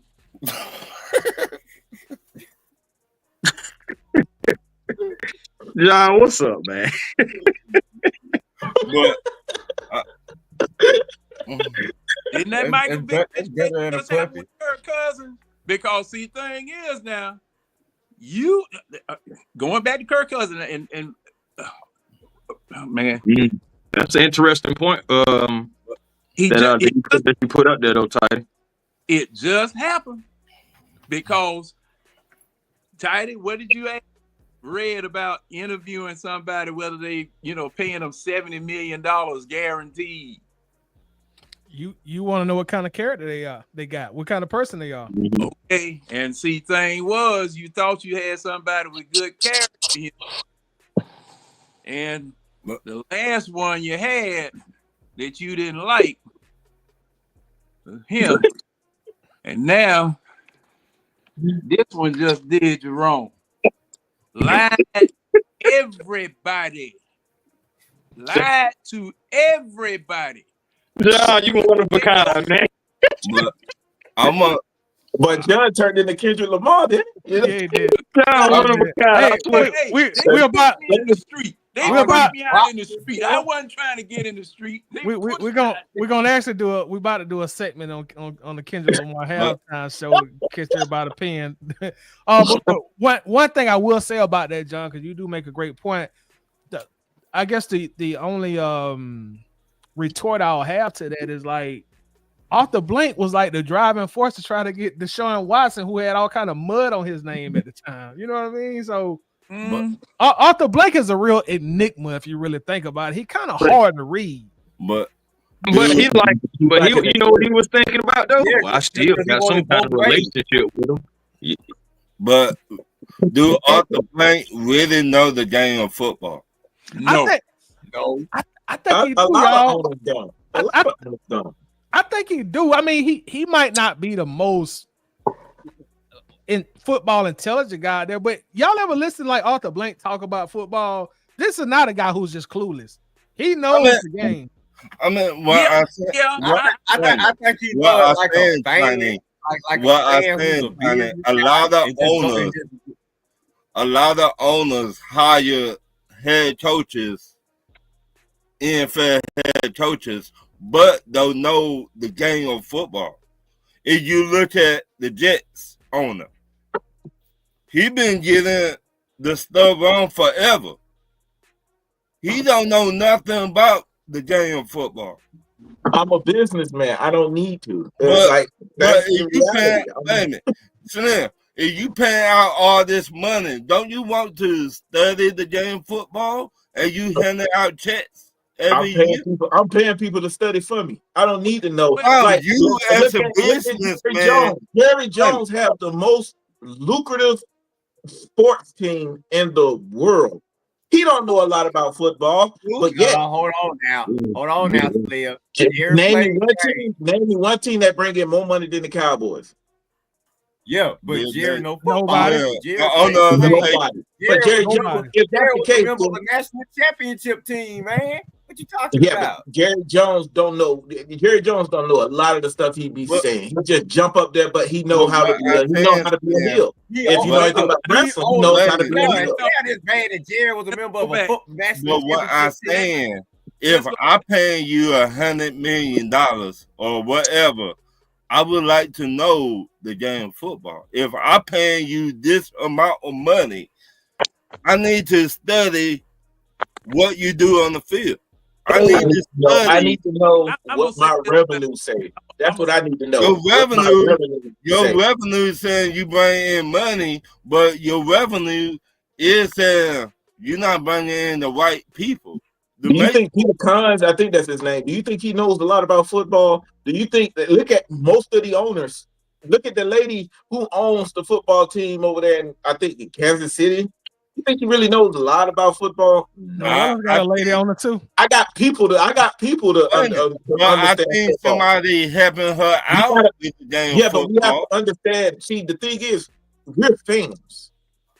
We're not invested in the team like a owner is invested in the team. As a matter of fact, a lot of owners have private. I mean, they got side owners as well. I don't need to. I'm running a business here, so I don't have to waste a lot of time trying to, well, this is how football works. This is how, no, I got a philosophy. Like going back into the military. I'm talking about now I'm gonna use the military. The commander don't need to know exactly everything goes on. He needs to tell me his intent and I need to make it happen. That's called commander's intent. So the thing is, when you talk about a business, the owner, the actual head guy don't need to know too much. All I need to know is what are my numbers are saying, and that's where you got people who you trust to come in and say, well, sir, this is what's going on, this is the projections and all that other stuff. Okay, we don't want to admit that, but you can't get mad at Arthur Blank if he don't know. Wait a minute. So let's just say you're the owner, right? You paying everybody on here $100 million, but they're not doing their job. Will you still pay everybody that $100 million on here? You're not doing your job. No, you like to go around the goalpost. Answer the question. You You hit the keep on word. paying You're not doing your everybody job. overhead. That means you're failing at something if you're not Okay, doing your we job. failing as a team. Okay, y'all. All right, we're gonna go to our next segment real quick. We're gonna come right back to this conversation because this is a good conversation. This is gonna be like a little interlude. I want to talk about the Kendrick Lamar Super Bowl performance, which was a week ago, which is really has been a hot trending topic even a week later. You know, there was a lot of back and forth about it. There was some controversy about it. You got some people saying that it was a great performance. You got some people saying that it was a terrible performance. You got people saying they didn't know what he was saying. You got some people saying, oh, the message and the symbolism behind it. I've already talked about it on this platform, how I felt about it. So I really want to get you guys' opinion on it. Y'all tell me how y'all feel about it. Then we're gonna go right back to the Falcons talk. Also, this is just a halftime show, pun intended. Coach, are you on here? Yeah, I'm here. Okay, I want to start with Coach because I already know his opinion on it, even though I have not heard him talk about it publicly. It's just me and Coach always go back and forth about it. So, Coach, we're gonna let you kick it off. All right, so I actually, bro, really don't. I hate this topic because his fans are just insufferable. But as a okay, so the first things first. The halftime show is exactly what the last word in that is supposed to be, and that is a show. It is the biggest platform in America year after year after year. There is nothing more watched worldwide coming out of America than the Super Bowl. So with that being said, in my opinion, I understand why a lot of people absolutely hated the performance because it as far as shows go, it lacked what the very basics that you want in a show. Again, it was like, and again, I'm gonna say this, prefacing just the show aspect. You didn't have much going on. I mean, you had, the dancers and him, but if you go back to every previous show, previous before that, you see the production value in the show, like pyrotechnics, people flying in, like it just was a lot of things going on. Why? Because it is a show. It is supposed to entertain. Now, moving forward, what does this guy do? He goes on the biggest stage in America and wants to give messages. Now, the one thing that irritates me the most is when someone looks me, or not really looks me in my face, because we're all on typing, but when someone has the audacity to say, you didn't understand the message, that burns me up to no end. No one, you're not smarter than me because you think you got the message and I didn't. Everyone gets the message that's black. Like we understand the message. The point is, on this stage, was that necessary to do? And for that, my answer would be absolutely not. Why? Because no one is tuning in to see a message. Everyone tuned in, and it's sad, but everyone tuned in for one reason and one reason only, to see if he was going to be petty, which of course he was. So on the grandest stage that America has to offer, you will continue to beef with another man instead of using this platform to reach all those people who have never heard of you and bring them in to your fold. Bring them in to you as an artist. Bring them in to your brand. Bring them in maybe to hip hop if it's their first time seeing it for the first time.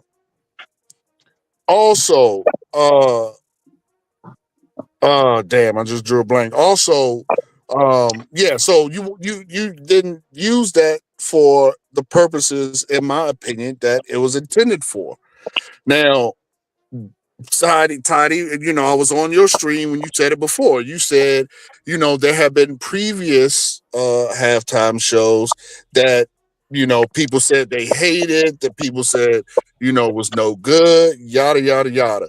But each one of those, the overwhelming majority like the show. Why? Because it was entertaining. Even if you didn't like the music, i.e. Bruce Springsteen, i.e. the NSYNC, i.e. Aerosmith. Even if you absolutely did not like the music, the show in and of itself was a great show. It was entertaining. It grabbed the audience. It asked for the audience to have participation. I posted a video of the crowd during Kendrick's performance. Literally, it was like no one was moving, no one was doing anything. It was just like it was dead. It was dead. And my issue is and I mean each one of us on the panel, we're all the same. I don't need to elaborate on where I'm going with that, but we tend to not call out situations because someone pandered to us, someone catered to us. We are a small group in the grand scheme of things. So only we got the messaging that was being portrayed during the Super Bowl. So with that being said, so if only we are getting it, is that a good idea to do? Again, my answer to that would be absolutely not. So on the biggest stage that America has year in, year out, you use your platform for two reasons: to send a message that a very small group of people got, and to beef with another man, instead of using the platform to gain new followers, gain new people into the genre, gain, every ounce, squeeze every bit of juice from that lemon tree that you got. You, in my opinion, you squandered that. Not only that, now you have this huge backlash of, the other side, whether it's right or wrong.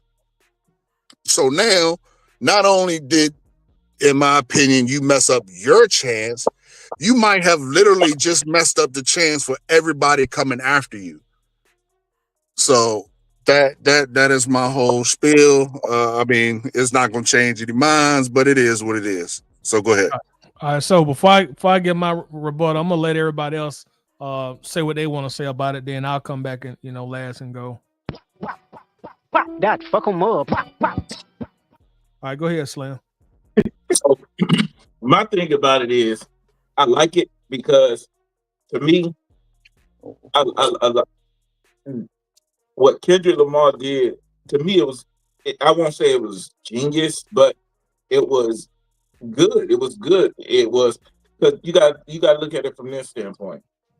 It wasn't like Kendrick Lamar was hiding this from the NFL when he was rehearsing, or when he laid out his plan of what he was planning on doing for the halftime show. The NFL, as a collective, already knew what Kendrick Lamar was doing, so they already had preview of what was going to be played, what was going to be shown. But to me, when everybody say the message, I think what Kendrick Lamar did was he let the people interpreted what the message is. That's how a good movie is played. Like, look at that movie Inception. At the end, that thing was left spinning. Look at the other movie, Shutter House or something like that. He left the audience deciding on what the message is, and he didn't come out and say, "Well, this is what I think about the halftime show, or this is what I was trying to interpret it." No, Samuel L. Jackson played a role. And if you look at how Samuel L. Jackson played his role, it was basically how you think it should have been. And to me, I think that's more of a genius mindset, instead of just, hey, this is how I want you to think. This is what I want to get my message across. This is what I want to flow in there. Now, yeah, he did do some petty stuff in there because he won 5 Grammys off of that Not Like Us song. But I think if you look at how everybody is commentating. If you look at a lot of the videos, no one has the same message. And I think that's the whole idea of the song. I mean, of his halftime show. How you interpret it is how you're going to interpret it. And and to me, I think what he shouldn't do is come out and say, well, this is what I meant by the halftime show, because now you not only hindered your own point, but what you did was you put a narrative on it. So I think what he did was he left it open to how certain people going to interpret it. And if that's what you got from it, then that's what you got from it. But I think it was more of a creative style. And if I had to rank it from a 1 to 10, I give it a good 8. Next. Anybody else want to jump in? Oh, I would.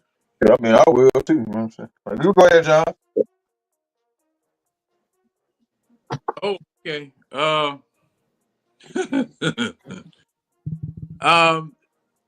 Y'all know where the halftime show came from? Yes, girl, we know. In Living Color thing, right? Yeah, because the Living Color had more viewership, but that was the Michael Jackson situation. The next year they put Michael Jackson on. No, Michael Jackson was in response. Yeah, to the SNL. To what? SNL. Yeah, was it Living Color or SNL? It was the Living Color. Yeah, Living Color. Now, and it was designed to be entertainment. And the message that was being sent, man, I don't know what the hell the message was. All I saw was a bunch of jokers jumping around, hollering, yelling, and message. Someone explained to me later on, because somebody had to tell me that there was a message, because I was looking at this as entertainment, which is what the halftime show supposedly is supposed to be. Now the NFL has changed to where they no longer compensate performers. Performers come on their own dime, okay, and they pay for everything. So they are No, John. They get a production amount. They get money for production. No, wait a minute. They don't personally get it, but the NFL allots a production allowance, basically. It's a $15 million production budget, but they're not paying the actual performer. Right. I'm saying because of the publicity they get. It's changed because the NFL used to pay for the halftime show. Now this production budget and all this type of stuff, I guess he was within budget or whatever. He was way over budget. He definitely was in budget. Okay, I he guess was over budget. Within budget of everything that he did or whatever. But as far as the message is concerned, that's to me that's just like putting ink on a piece of paper, folding it up and unfolding it, and telling somebody, "Hey, what does that look like?" Because there was not a message that I picked up from this, and and since I'm not familiar with the beef or anything of this nature between two rappers and all this type of stuff, even though I know they do that and it's a money making thing because of the fact you remember when we had the versuses all the time with this person versus that person and all this, and all the pandemic. Yeah, it was the versus pandemic, and to me it was really just much ado about nothing. When it went off, it went off. Okay, time for some more football. So, it's and Coach brought up a point about the repercussions of this, because it may be a situation where it might make it where a rapper doesn't head You know, cause see, hey, I would, man, you know, I was thinking that, you know, since you were down in New Orleans, I thought Cash Money Records was gonna get a chance to get out there and say, "Back that ass up" or something, you know. And then more people in the stands, they'd have got some people up out of their seats in the stands because that's something that they know. Right. Right. I mean, across the whole spectrum. You know, hey, I would have got, there they go. You know, because I know about that. But since I don't know about this beef and matter of fact, I don't even know who Kendrick Lamar is. But John, what you said right there has really been a lot of people's point from Jump Street. You don't know about the beef, right? So if you, again, the messaging, it only really pertains to a small group of people. In the grand scheme of things, you have no idea about the beef, which there are millions of people who are also in that same boat. So instead of to continue on with it, what the man should have done was like the GNX stuff. The of course he gonna play Not Like Us. That's his biggest record of his career ever. But the GNX stuff, you know, the new stuff that he trying to promote, no one knows that. That's why no one in the stands was moving. The only engagement he got is when he played Not Like Us. So instead of going down that road, you know what I'm saying? He should have went down the road of playing like Swimming Pools. I think he played Humble, but he should have played DNA. Like you play your biggest hits that more people might possibly know you for, and expand your fan base versus to put yourself in this bubble, continue this beef, do a bunch of messages that no one got outside of this community, and then possibly ruin it for future generations. It makes no sense to me. But he did break a record. He broke Michael Jackson record. Now I know people was watching. Again, pettiness sells. So Yeah, I mean that doesn't speak to him doing some type of good deal. People like to watch train wrecks. Of course, it was gonna be. in the media, any publicity is good publicity. And if you beat Michael Jackson's record, people gonna look at you whether it was in a good Again, that is small-minded thinking that this community is known for. Do you think any other community would use that platform to go out there and beef with somebody else? They absolutely would not. No other community would do that but us. Mr. Speaker. Go ahead, John. Reclaiming my time. I'm gonna say this. Get him, John.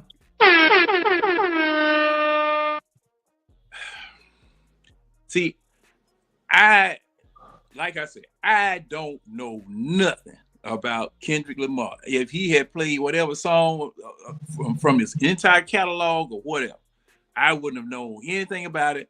I would have listened and would have tried to, make some sense of it and see, do I like it or not like it, blah, blah, blah, blah. Plus the fact that he beat Michael Jackson's records, those were captive eyes. Those eyes were already there. Uh-huh. It wasn't a thing where Kendrick Lamar, let me switch to that. Okay, the Super Bowl, as we've said, is the biggest event, one-day event in sports, possibly in entertainment. I would say both. It's the biggest thing America offers, period. In all things, John, there's nothing bigger coming out of America than the Super Bowl. Okay. Yep. And because of that, you got captive eyes. You got captive eyes, you got curious eyes, you got judging eyes, you got people that are just going to look at it just to see what's going on. And there were cuts of people shown in the stands that had, just those stone faces because they didn't know what was going on. They didn't know What is all that going on down there on the field? Because they look like us. Oh man, he got a Grand National down there. That was the first. Me and my partner were watching it. Hey man, is that a Buick he got down there? Mhm. Yeah. Well, how did they making it where they got all those people coming out of that Buick like that? I hope they didn't cut it up. That was the first thing that we were thinking. I hope they didn't mess that car up for this one show. It was good. You know, but yeah, whatever it was, we were just hoping that they didn't mess that car up because it's still, that's a very rare, very special type of car. And me being a gearhead, I'm looking at it. But to wrap up what I'm about to say is that, I had no dog in the hunt. I had no dog in that hunt. All right, Chris, I think you wanted to go next.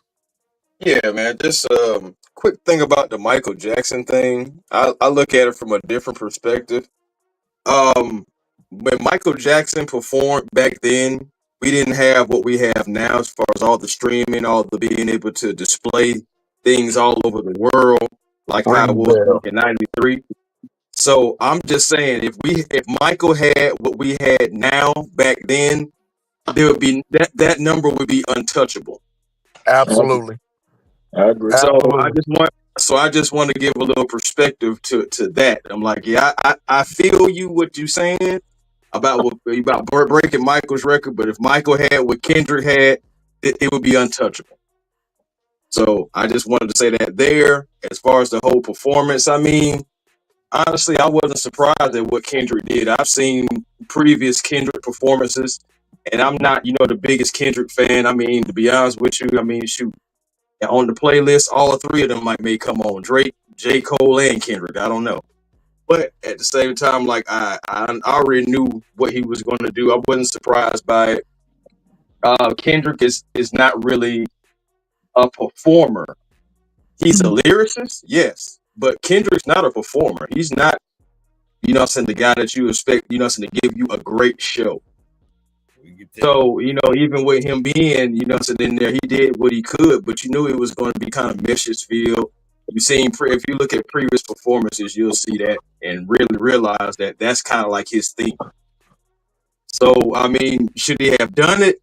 It's subjective, it's very subjective, but I feel like, it wasn't the worst thing that I've seen. It wasn't the best thing I've seen. Honestly, I still like the one that we had a couple years ago with G-Unit and all of them and Jermaine Dupri, everybody came out. To me, that was a show. This was more so not even a show. It was just, Kendrick had the Super Bowl. He did his thing. He brought Serena out. She did her dance. SZA came out there. She was kind of like underwhelming. I was kind of disappointed about that, but ultimately, he got his message through, and at the same time, he kept his beef going. Why? Because that's his moneymaker right now. Like you just said too, Coach. Not Like Us is what? His biggest record that he's ever made. Of course, I'm going to continue to milk my cow, sir. Yes, I am going to continue to do it, and I know I'm going to get more fans. Why? Because people like drama. People like messiness, pettiness. So that's why I looked right in the camera and said, "Stay Drake." And and whether you knew it or not, I just got 10,000 new fans. And that's fine because they like drama, they like beef. What's a scissor? That's the lady performer. Yeah, that was the lady that performed in all the red. She had all the red on. The one that was laying on the floor. Yeah, that was the female performer there. Jane Red, y'all got any input on it? I'm kind of leaning close to what Coach and John and A1 said. Like I say, it was Kendrick Lamar. Like I said, I'm not no real fan like everybody else. When it comes to these halftime shows, it's subjective. Either you're a fan of the artist or you're not. Either you gonna watch it or you not. Some folks they choose to go get something to eat. Take a breather while the halftime show going on. Some folks may go outside, blunt, have a drink while the halftime show going on. Some folks they right up in the front of their TV while the halftime show going on. Especially if it's an artist that's one of your favorites. So you gotta understand. And like Coach said, and Slim, you too. I mean, if you sending the message, probably the only few people that did get it are his true fans. The Super Bowl audience, most of them probably don't cater to Kendrick Lamar music. Whether they became Kendrick Lamar fans after the halftime show, I'm not so sure. I mean, with all the backlash he got from it, I'm not so sure he garnered 10,000 more fans, like you said, A1. He may have gained a few more. He may have had some folks check him out on Wikipedia or something after the show, you know, just to research him or whatnot. Like myself, I think I did a little research on the kid myself after the show and found out the man won 22 Grammys. Wow. Yeah.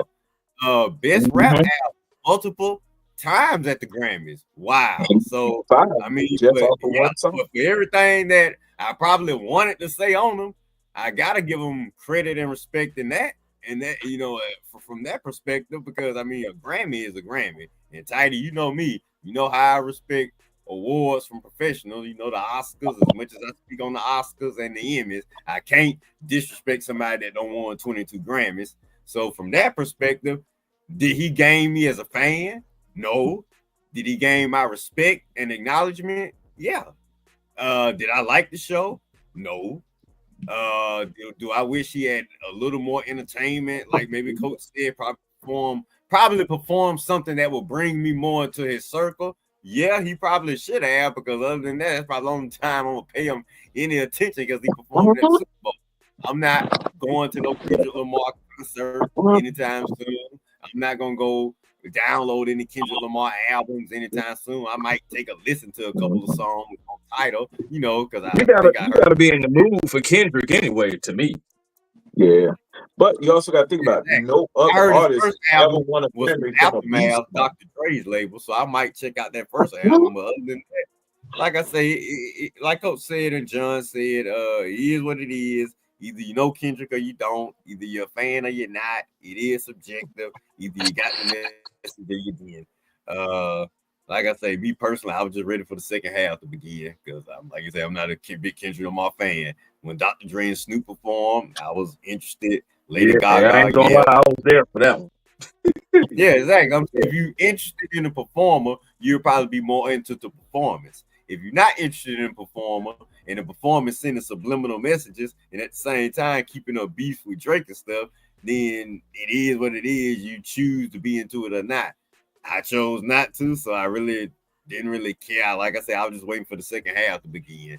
Like I say, I can't disrespect the man too much, because like I say, he's a multi-Grammy award winner. But, you know, like Coach said, you probably want to, next time you have a platform, you probably want to use it to gain more fans than probably sending personal messages that only a small percentage of people gonna get, and to keep up beefs that only a small percentage of people understand. But also, you got to think about it. Well said. Hold on, Slim. Hold on. Let James come in. James, you there? Oh, I'm sorry. Yeah, I'm here. All right. You want to add anything to it? Well, me personally, I'm not really a Kendrick fan. I listen to a couple of his songs, like the Poetic Justice song, things like that. But the overall performance for me was good to me.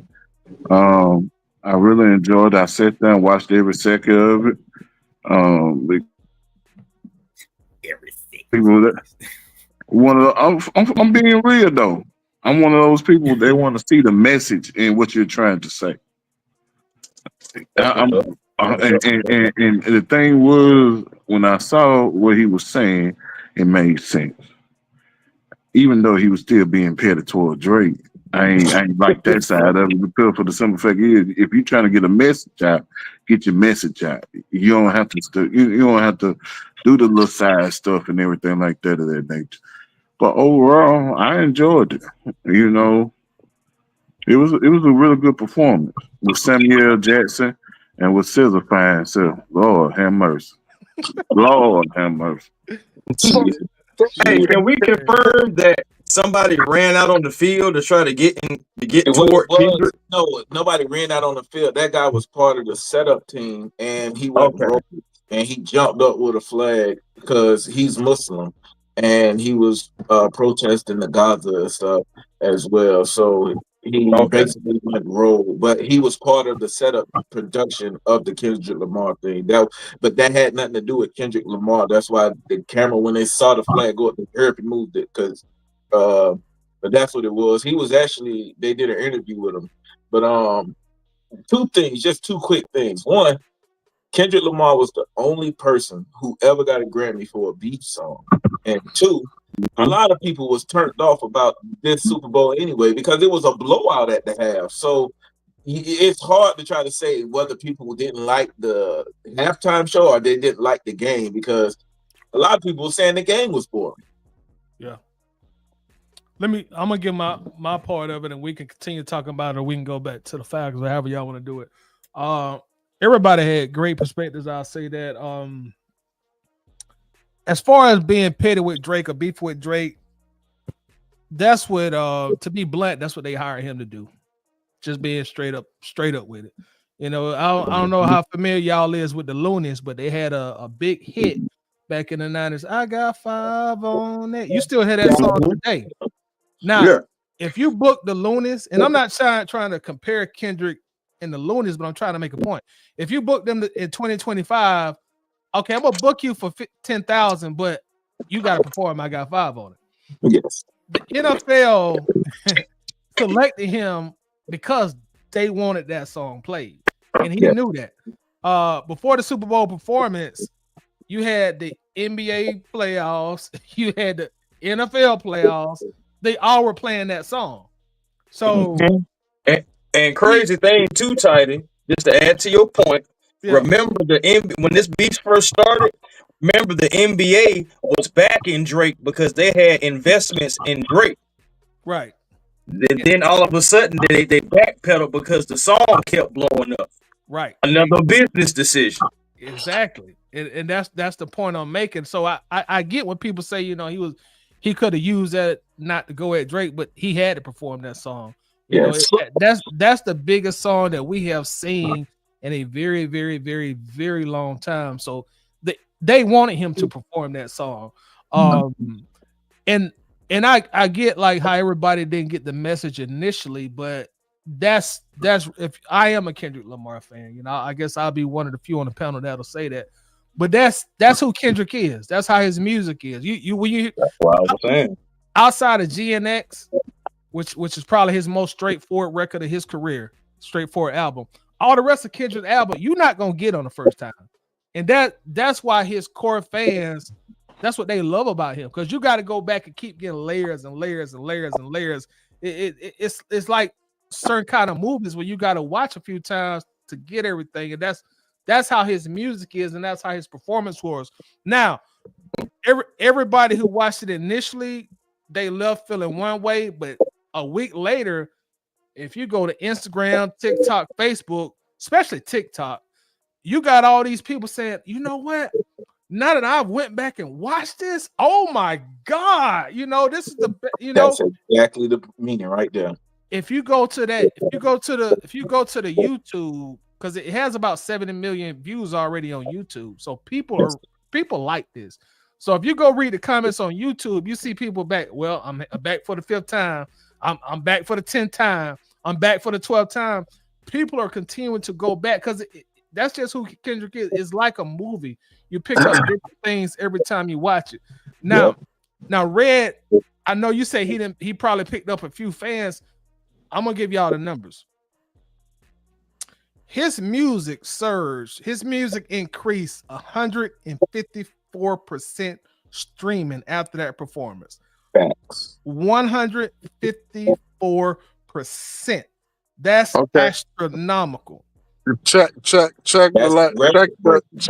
the last person who did it, Coach, and the person before that. I'm gonna let you rebut, Coach. It went 154%.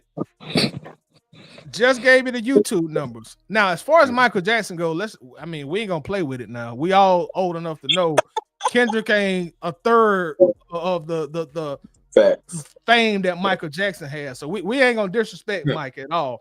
But you know what? A record is a record. Michael Jackson set that record, and it was set to be broken by somebody. You know, it's not like modern technologies just started this year. It ain't like YouTube and TikTok and Instagram and all these other outlets just started this year. Rihanna didn't break it. Usher didn't break it.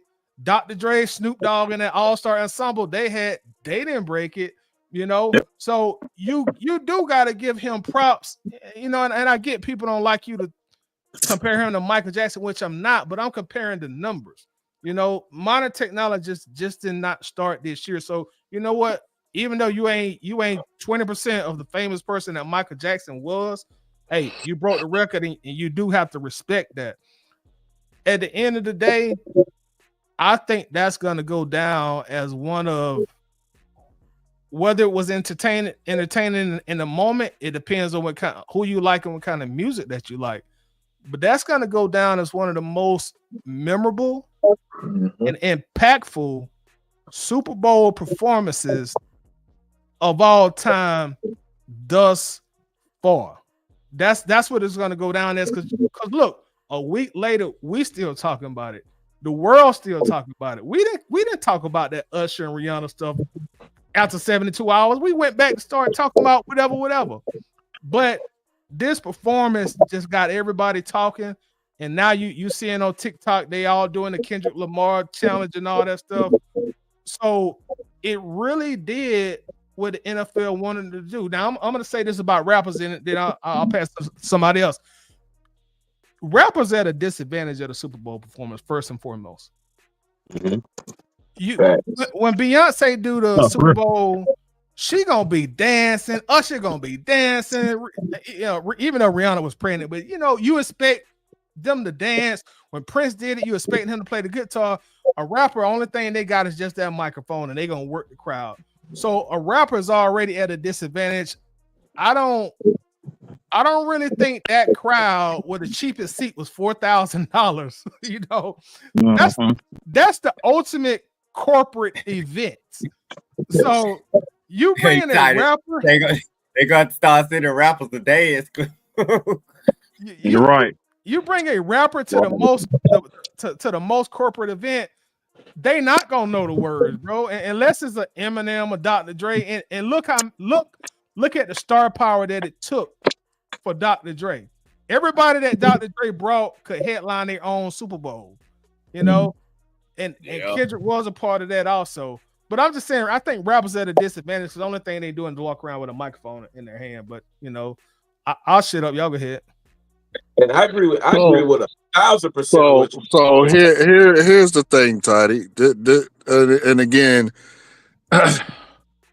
it's just infuriating. So the same thing, what you just said, I as well check the comments and the stuff, you know, like that. But if you go onto YouTube, an overwhelming majority of the people who respond to the video, respond to the halftime show, almost every last one of them have captioned it, "It's over for Drake," or "Drake's over," or "Drake can't come back from this," or some form of something about Drake. Yes, it is one of the most watched videos on YouTube. Why? Because yet again, he made it a point to go at Drake. Him doing Not Like Us, we understand that he's going to do that.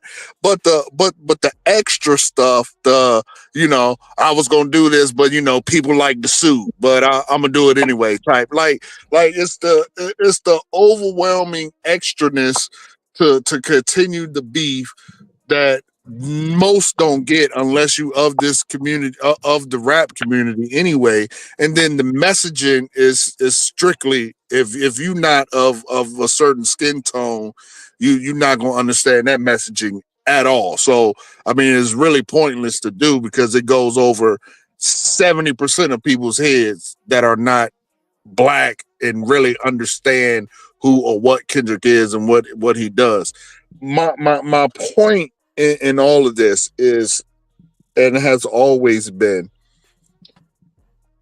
I understand that he is a conscientious rapper. He's on the same level as Dead Prez, Raphael, Sadiq, Common, Black Thought. I understand he's a conscientious rapper. You got to be into that type of rap to even like Kendrick in the first place, which I don't.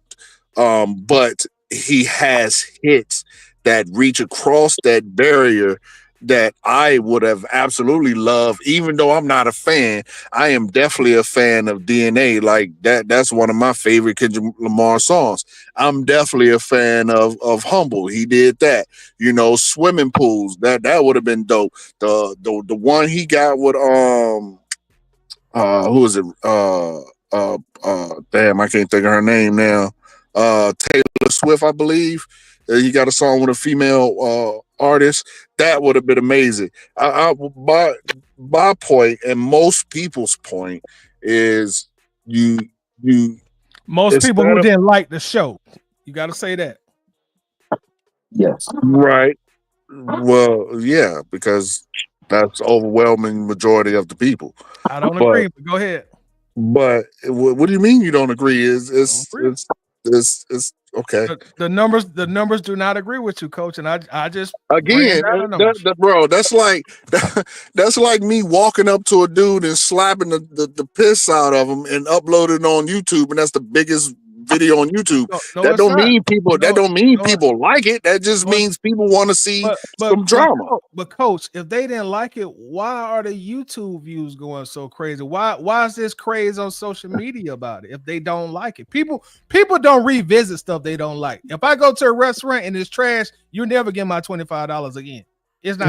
You absolutely right. But if somebody posts a video about it, bro, that's okay. Okay, let's do this.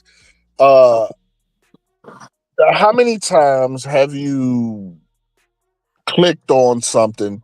We're all users of YouTube. How many times have you clicked on something because of the title of it, but then you get in the video and it's absolutely, it has nothing to do with what you thought you were about to watch? How many times has that happened to you, Toddy?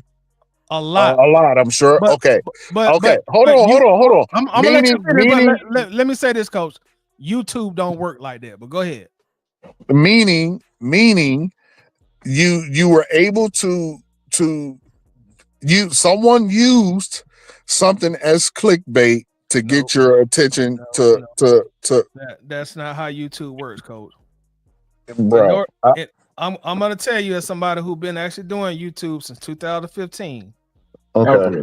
In order to get a view, when you click on something, you got to stay there for at least 30 seconds. And if you stay there for 30 seconds, that means something has caught your attention. Now, if you put up some clickbait, Tupac got caught in Baltimore, Maryland. And if I click on it and you done clickbaited me here, I'm gonna click right off. You're not gonna get a view for that. I understand that, bro, but that's not my point. My point is when you use again, if you go and look at all these videos, all the overwhelming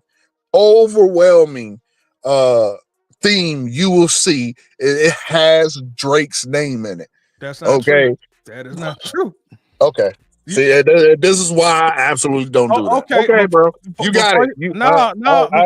Bro. I don't do it with Kendrick Lamar. Before you shut down and act like it's just Kendrick Lamar fans, can we share the screen and look at the YouTube comments? Is that fair to everybody on the panel?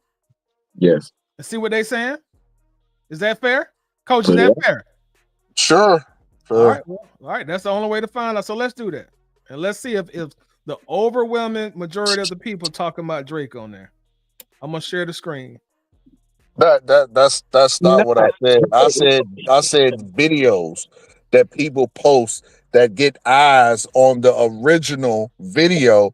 Almost 90% of them have some form of title. Drake's over. It's over for Drake. All your big YouTube names, your No Life Shacks, your damn, now I can't think his name. Your Hill. I mean, almost all your big names have preferenced that made talks and videos about it, which then drives people to go and look at the original video to see what it is that they are talking about. I.e., to because me, bro, like I said, I have extensively watched 90% of the YouTubers who do it. They who do the reaction videos. And almost all, I mean, just I could give you 15 pages right now, and that is the exact headline of the video. It has something to do with Drake, which then drives eyes to the original video. But go ahead. that's to me when I watch a lot of the recaps of the halftime show, the most I got from it was people interpreting the message of the halftime show as a whole, like exactly Uncle Sam, what was his meaning? Why was everybody jumping out? Why did it say warning, wrong way? I was getting a lot of different people, and certain folks were just saying the message, what the message meant, what this meant about the whole halftime show. I rarely hear people talk about, oh, it was mainly about Drake. But my thing is, that's what you want. The NFL wants this kind of business. And the thing is, I want people to constantly come back to watch the show. And to me, I think Usher out of the last few halftime shows, I think Usher probably had the best one out of the last few, let's say 10 years. But the thing is, we talked about, oh man, what really won during that halftime show, Atlanta won that one. But we only talked about, like you said, Tidy, for at least 2-3 days. We didn't talk about it for the whole week.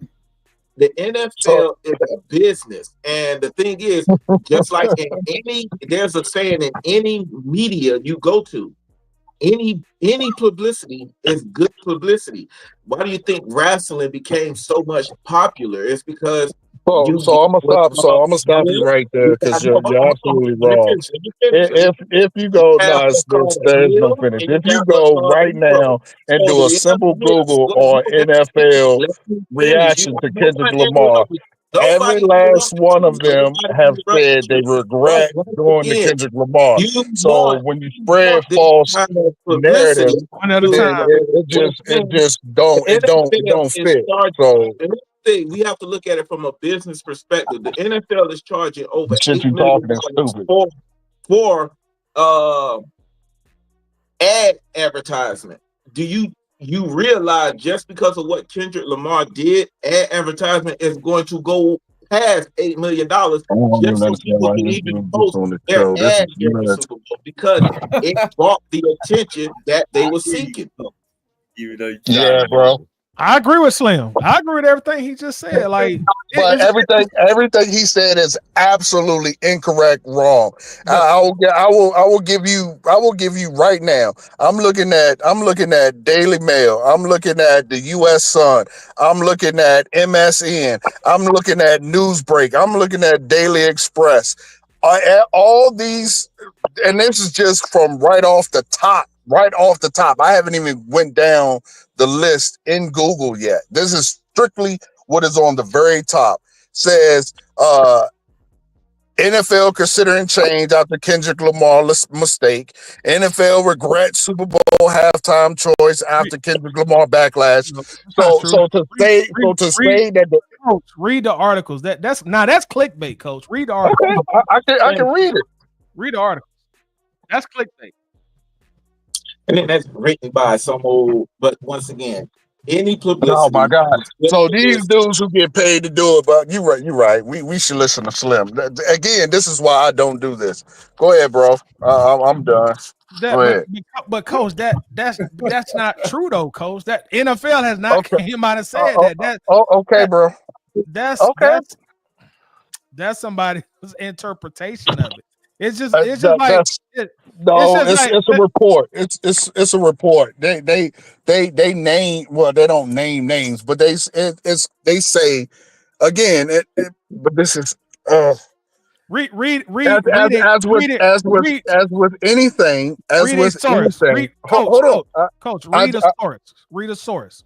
Cite a source in that article. Cite a credible source in that article. See, that's what I'm saying. Now it's a credible source when it is things are reported all the time from insiders. Now they have to have a name to them. But you Yeah, got bro. At the coach, end of the day, at coach, the that's end the of the daily day, coach. That's the Daily Mail, coach. no. I said, see what I'm saying? What did I say? I said it was the Daily. The Daily Mail was one of them. Yes, I did say that. But I spouted off a few that are reputable, like MSN, reputable places. Like I didn't just say Daily Mail and leave it there. But again, at the end of the day, you liked it. I didn't. So it's basically preference. So we can all agree to disagree and go back to the Atlanta Falcons. But again, coach, if you read those articles, it's not what I've read the article. That's why I'm standing on this. It's not what you're portraying it to be. Those inside of those articles, you're reading the headlines. I read the article. That's not what the article is saying. They're not saying that, whoa, we regret Kendrick and he did this pro-black thing and we got mud on. That's not what the articles are saying. Because when you actually read them, you'll see what I'm saying. And USA Today did an article saying halftime show highlights Kendrick Lamar sets list from powerhouse performance. Is it like the reality is you could go to if you want a narrative, you can go to any narrative, but at the end of the day, it's about the money. Next year, advertisement is going to be over $8 million just to even get to show a 30-second clip on the NFL. That's all that matters to the NFL. They don't care about, oh, well, a few people got that message. The reality was, once again, it's about the money. And with these salary caps constantly going up, the NFL is constantly in the bed with the gambling company and everything else. It's about the Now, money. who's the defensive tackle going first off in the draft? Hold on, Hey, coach. Sam, Hold on, coach. now, Let see, me one thing I'm explain gonna this. say about to Sam. that. One thing I'm going to John, say I got him. I got him. is this. One thing You I'm going to do say about know. it is this. The ad revenue that the NFL collects is not directly tied to the halftime performance. Thank The you. Super Bowl itself, because see, they paying that $8 million from the first quarter, whatever person is advertising in the first quarter, all the way to Probably from the pregame show, John. Yeah, probably from the pregame show. So What I'm getting at is I would say this. I would say that the halftime show. Don't do it. Just get off of it because you're wrong. It ain't got nothing to do with no halftime show. So shut it if you think like the halftime show, does it play a major role in the Super Bowl? Then you're purposely being misleading.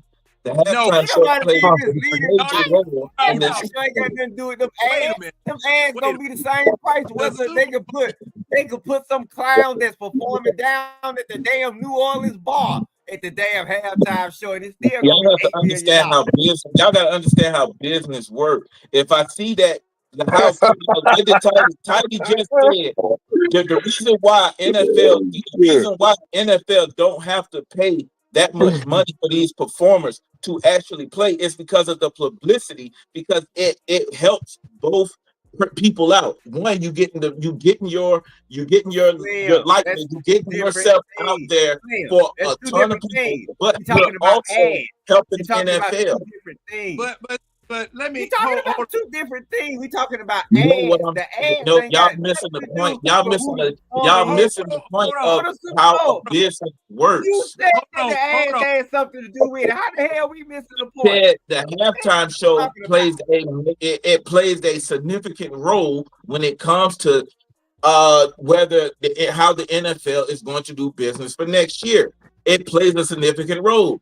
He right. He right. Gonna be $8 million. No. He right. No. Y'all are trying to tell him he wrong when actually he's right. Yeah, if the NFL can go back and say, look, we got 135 eyes on last year's halftime show. So last year's price was $2 million for a 30-second commercial. This year's price is $2.75 million for a halftime commercial based on what we did last year. Oh no. We're not talking about the halftime commercial. He wasn't talking about the halftime commercial. I'm talking about No. He said we're talking about the show itself, not the commercials, but the show. You need a lot right now. No, now see, the thing is, now isn't that show sponsored by Apple? Apple had it this year. Huh? Apple did the show this year. That's who sponsored the halftime. Apple. So they've already So since Apple sponsored the halftime, they are the ones that's going to reap the most benefit from the halftime show. But the commercial ad revenue is because of what the Super Bowl is, not necessarily what the halftime is, or who it is that's on halftime. Because see now, like, okay, 135 million. John, I said it plays a significant role in what the NFL is going to set their prices. It's purposely being disingenuous. I can't. I know it. I know it plays a part, but the thing is, the game itself is the major part, especially if it's a compelling matchup. Because see, okay, Philadelphia and Kansas City the first time, that game went just about to the wire. All right. Now, do you think that there was any drop off in viewership after the halftime show? And I don't know who it was that was at the halftime show at that point. But the thing is, John, there was an increase in viewership for the halftime show. So the whoever advertised that slot right before the halftime show and right after the halftime show, those slots are going to be higher next year because this set a record. Okay, so can let me jump in. So I made sure to get this from a credible source for you there, Tidy. So according to CBS News, I'm pretty sure they're credible.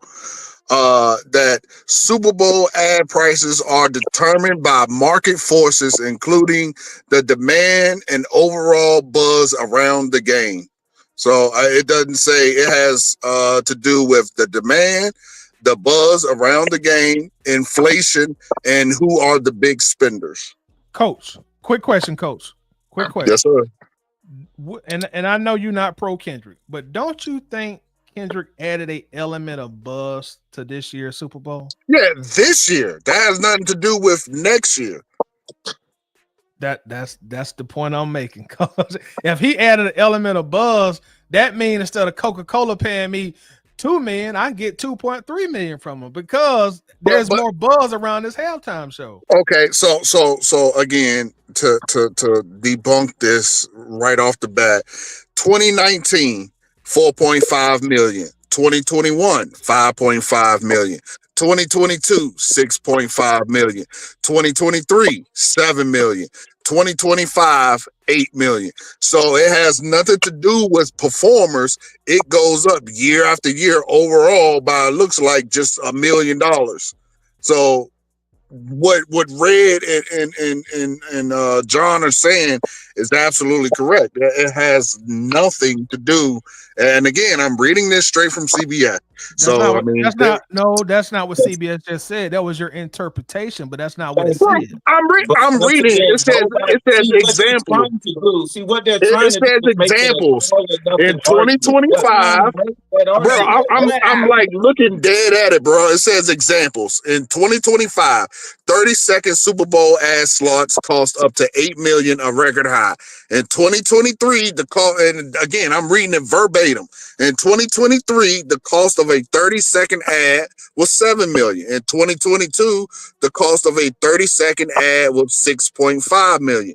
In 2021, the cost of a 30-second ad was $5.5 million. And in 2019, the cost of a 30-second ad was $4.5 million. I mean, if that's my interpretation, me reading it verbatim, then I got you, bro. But So I I mean, tell you that's what this: if they do the halftime show and they start putting on people that nobody don't want to see, those numbers are going to start dwindling down eventually. I don't. But again, from what this is saying, it has nothing to do with the performance. It has to do with That's not what the it said, game though, Coach. itself. That's your interpretation. Bro, that's what. Okay, bro. Let me say this. It's the Super Bowl halftime show. It says the Super Bowl halftime show plays a significant role for 7 reasons. 1, it has evolved the global spectacle, drawing millions of viewers and feature top artists, making it one of the most watched televised events. It says it shows severe platform for culture expression, allowing artists to convey important messages and themes as seen as performance like basically the Kendrick Lamar that came from Newsweek. For many fans, the halftime show often considered most important than the game itself. I keep telling y'all, it plays a role in how the NFL does business. But once again, y'all make it as a all or none. That's why I keep trying to say it's not always an all or none, but it has a significant meaning in the NFL. But what I'm saying as far as that, as far as that's concerned, is this. Damn, looking for a mute button. I hit the damn exit by accident. My bad. Oh my God. Let me you calm the fuck I down. do not discount a halftime in the Super Bowl, because it's something that a lot of people look forward to. Okay. But the game itself is important too. Now I don't know which one, and I really can't say which one is the most important. I would say the game is this year because of the fact that, number one, it was a chance for Kansas City to have a 3-peat. Okay. Then there are people like myself. I'm just a football purist, and I'm going to watch the last game of the year with interest because it's going to be the last game of the year. And you have football fans that, could take or leave the halftime show because, see, a lot of, there was about 5 or 6 Super Bowls where I went to a Super Bowl party. And we had our own halftime show with strippers and all kind of stuff like that. So, the heck with who was on TV. I went downstairs in the basement. But you are an individual. There's a group of people. So my thing is that, John, it says right here, I'm reading this out of the article. Okay. Yes. The Super Bowl halftime show and the cost of commercials during the game are both major factors in the Super Bowl's commercial value and popularity. So yes, that does play a part in NFL revenue. They're trying to make it as a all or none. The Super Bowl the halftime show has an important role when it comes to advertising. Read that again. Like it does it, you're purposely disingenuous.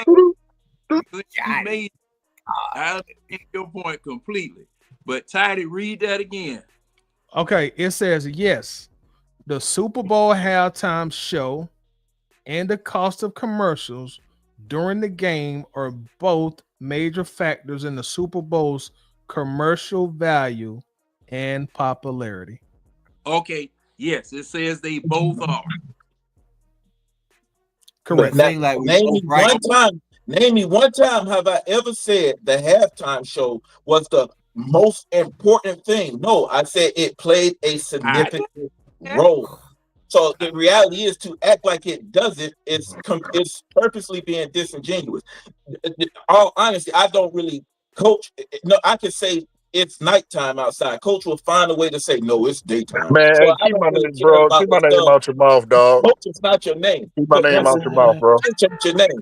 But once again, that's why I know he goes out of his way to go against anything I say. So reality 9 is times out of 10, I threw you out. I can care less what Coach says. So I say it's nighttime. I say it's 2:15 in the morning. No, it ain't. It ain't no all right. 2:15 in the morning. It's 2:16. Is it is not.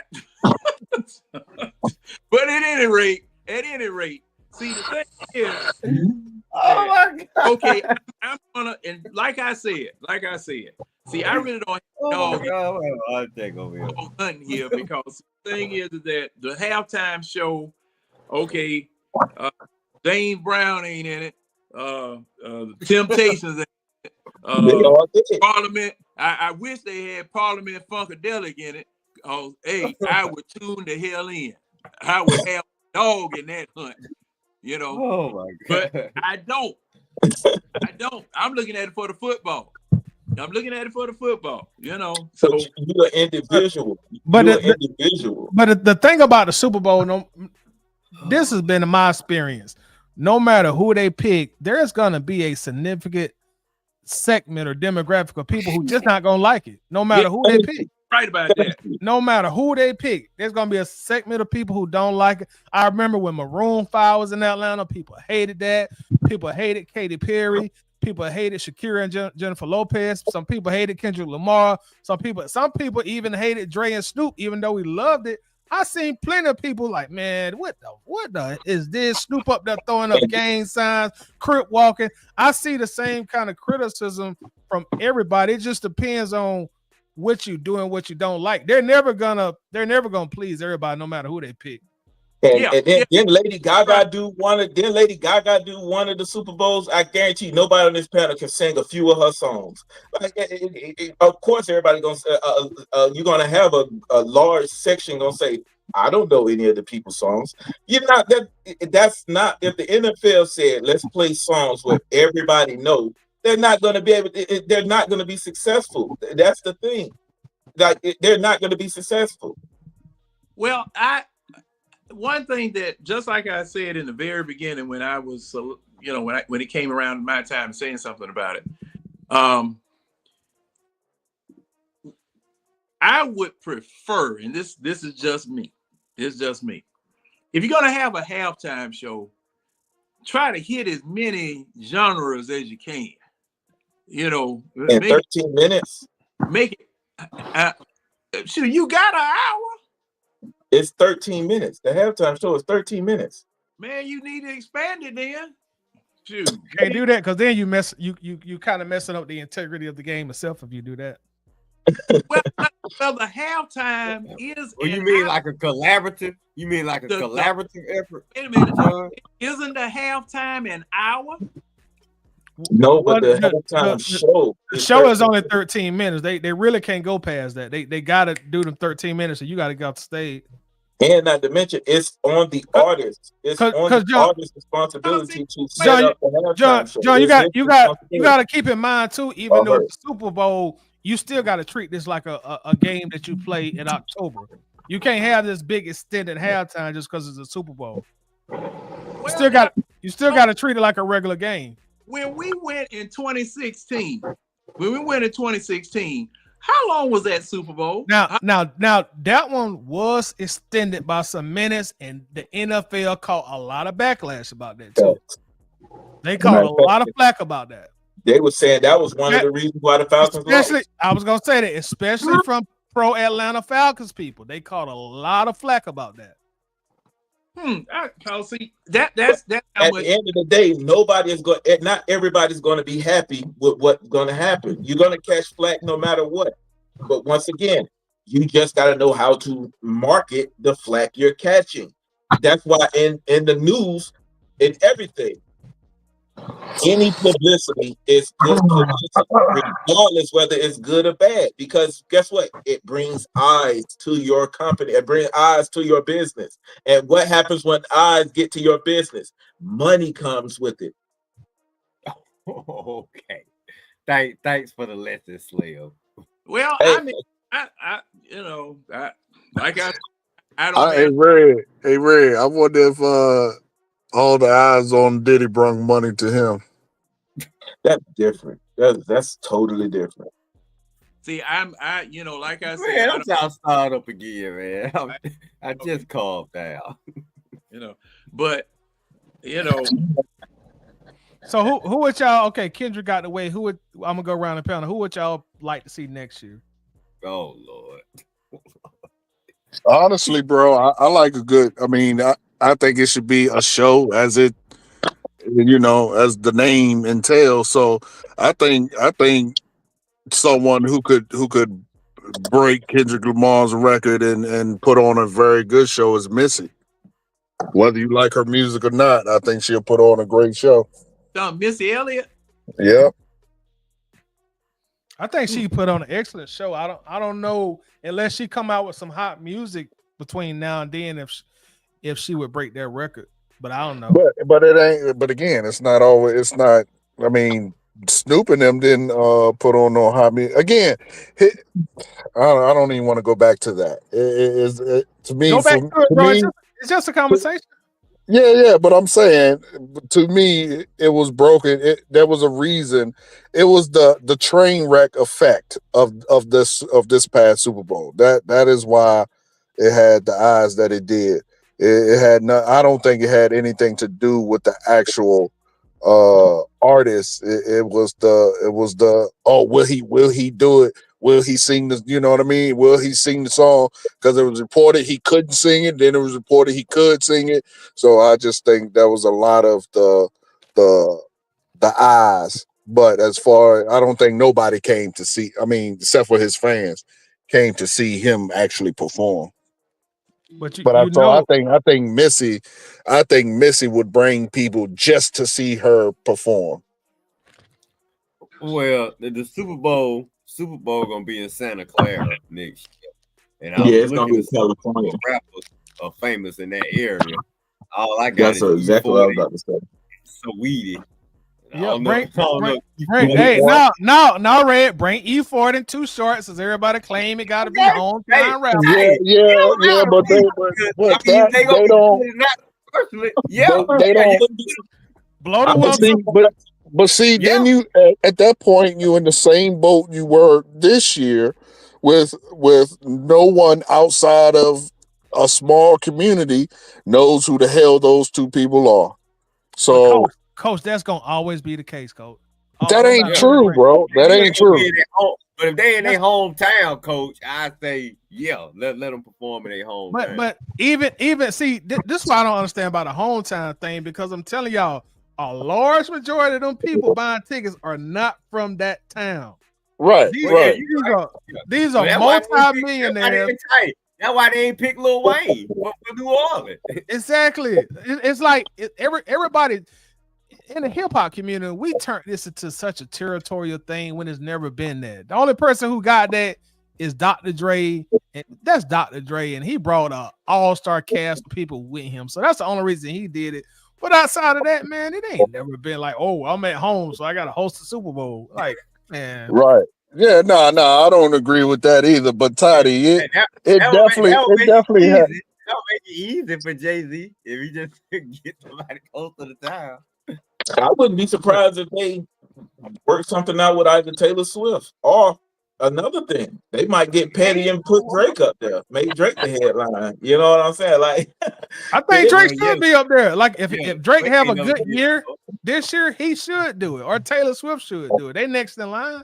Yeah, I think because Taylor Swift increased the NFL revenue every time they show her on the camera. So the reality is, I wouldn't be surprised if they say, "Hey, Taylor Swift," because one, that's something not everybody know her songs, but once again, she brings in a lot of attention. So. And if she do it next year, you're gonna be just like Kendrick. There's gonna be a lot of people. Oh, I didn't like that. She don't know how to dance. She don't know how to sing.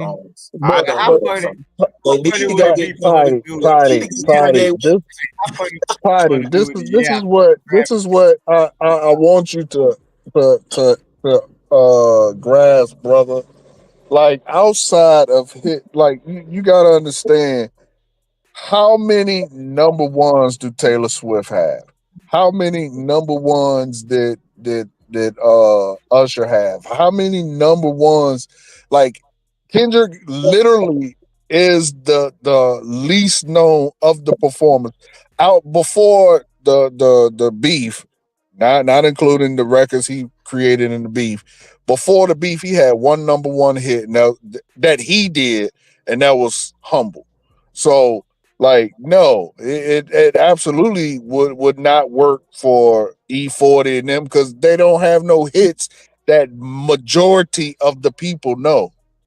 Oh, coach, I was being sarcastic. I was just poking fun at people. Oh, okay. I thought you was being dead ass. I was No, like, no, what? hell no. I was just poking fun at people who just swore Lil Wayne got to do the show just because it's in Louisiana.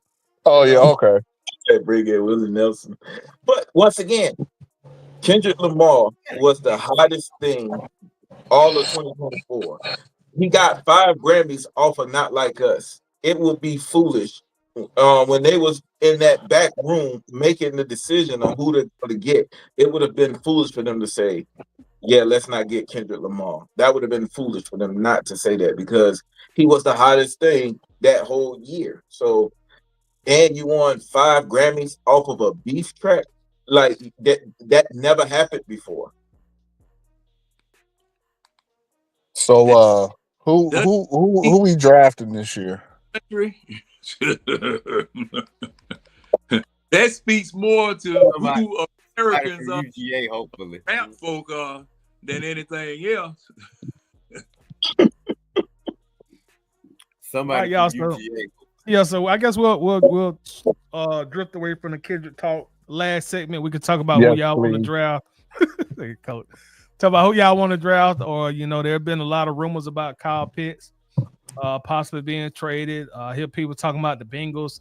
I honestly think, man, if they trade him, I could kind of see Travis Kelce retiring and then Kansas City giving us like a 2nd round pick as his replacement. So, if y'all want to talk about the draft or, Kyle Pitts, they're also, I don't know if y'all seen this, but this came out today that Jeremy Fowler reported that the Falcons have gave Kirk Cousins a artificial deadline to find a trade partner. If not, supposedly we're supposed to cut him. So however y'all want to finish it up, man. Artificial? I mean, basically, they not good. He can go talk to other teams. He can have his agent go talk to other teams and see where he's going to waive the trader clause that he has for his contract. But even then, if I was a team, yeah, I'll take the offer to have a conversation with him, but I would still force you to cut me because I wouldn't put the hindrance on the next team I'm going to go to. The problem with the Falcons is Kirk Cousins. You have to give Kirk Cousins his respect. He played the game smart.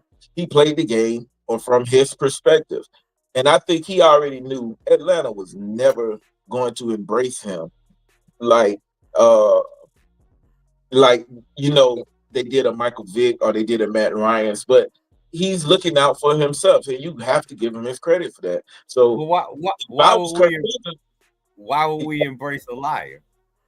Yeah, but we didn't know he was a liar then. The thing is, what we know now, we can't use what we know now to judge back then. Now, granted, yes, we can say he turned out to throw egg. Hold on, Steve. You just said he knows he would never embrace him. So you're talking about the future. No, I'm talking about from a Kirk Cousins standpoint, because he already knew from the jump he was going to be a bridge quarterback. He wasn't going to be the headline. He didn't know anything about us. He didn't know anything about us embracing him, because technically we did embrace him when he was winning, and it was only when he started losing when he started feeling the heat. So going forward, yeah. If you talking about going forward, he know we're not going to embrace him. You damn right, because you a fucking liar. And you can't bring him back in the locker room. So he played it strategically and he played it smart. You have to give him his credit for that. Because now you can't bring that rotten apple like that back into the locker room, because that's gonna mess up the other players. That's gonna mess up the morale of the other players. So you're gonna be forced to cut him. And if I was the other team, yeah, I would have the conversations with his agent about him coming to the team, but I wouldn't trade for him. Why? Because I already know the Falcons gotta cut him. It's not like, wait a minute, hold up. When did he plan this, Slim? What you mean? When did he plan it? You said that he was smart about everything that he did as far as the Falcons are concerned. So that would require him having a plan. I would say during the draft, when you drafted that quarterback behind me, that means you already told me, even though they said they already told him within the first 2 years, they would actively be seeking another quarterback. That was the reason why him and Minnesota fell out, because they told Kirk, we're not going to pay you all that money, but we're going to be looking for another quarterback. No quarterback, especially like a starter like Kirk Cousins, don't want to have their replacement. Look at Aaron Rodgers when he was backing up Brett Favre. Brett Favre didn't like that. Then when they brought in he planned to sabotage the team before the season even began. Once again, here's the thing. Hey, listen, the business is the business, and they're not going to come out and be like, "Oh man, Kirk, he effed on us, or he did us dirty." No, Kirk is going to play the game how the game is being played. He's going to make sure his bottom line is had a winning record within the first 2 weeks of the season. So unless you saying he planned this, even whether he got injured or not, he still planned to sabotage the team. Yeah, he didn't plan. I don't think he planned to sabotage the team, because all the players are basically working for themselves. They're their own business. They're their own business. So they have to make sure their value stays high. But once again, what I'm getting at is this is just what he's not going to go sit in the backs. If he was to say, "Oh man, I'm hurt, let me go ride the bench." If he was to do that, that would destroy his own stock right then and there. He's not going to do that. That's just not going to happen. If you're legitimate injured, you're legitimate injured. There you go. So and if he was to let Penix jump up there, and take over that ring, and Penix start doing what he was doing, he wasn't going to see the field again. That's not his concern. Your concern is to get healthy. He's not going to see the field again. Wait, and see, this is what I'm trying to find out when I asked when did he play. No, this just happened to work out this way. This just happened to work out this way. This is the worst case scenario for the Atlanta Falcons, as well as Kirk Cousins. Because see, look, right now, and just think about it. Can a team trust him? Because see, you lied and you almost got this. Well, see, we still don't know. Kirk Cousins put out a lot of doggone stuff that the Atlanta Falcons cannot countermand, because they may be sued, or the NFL may be taking some type of disciplinary action against the Falcons because we. No, they won't. They already came out and said they're not. Okay. They already came out and said they're not. Pardon? You talking about based on Kirk Cousins was being injured? Yes. The NFL already said they're not seeking no. That was for the Super Bowl. The NFL can't. They're not going to seek no punitive action against the Falcons. That's before the Super Bowl.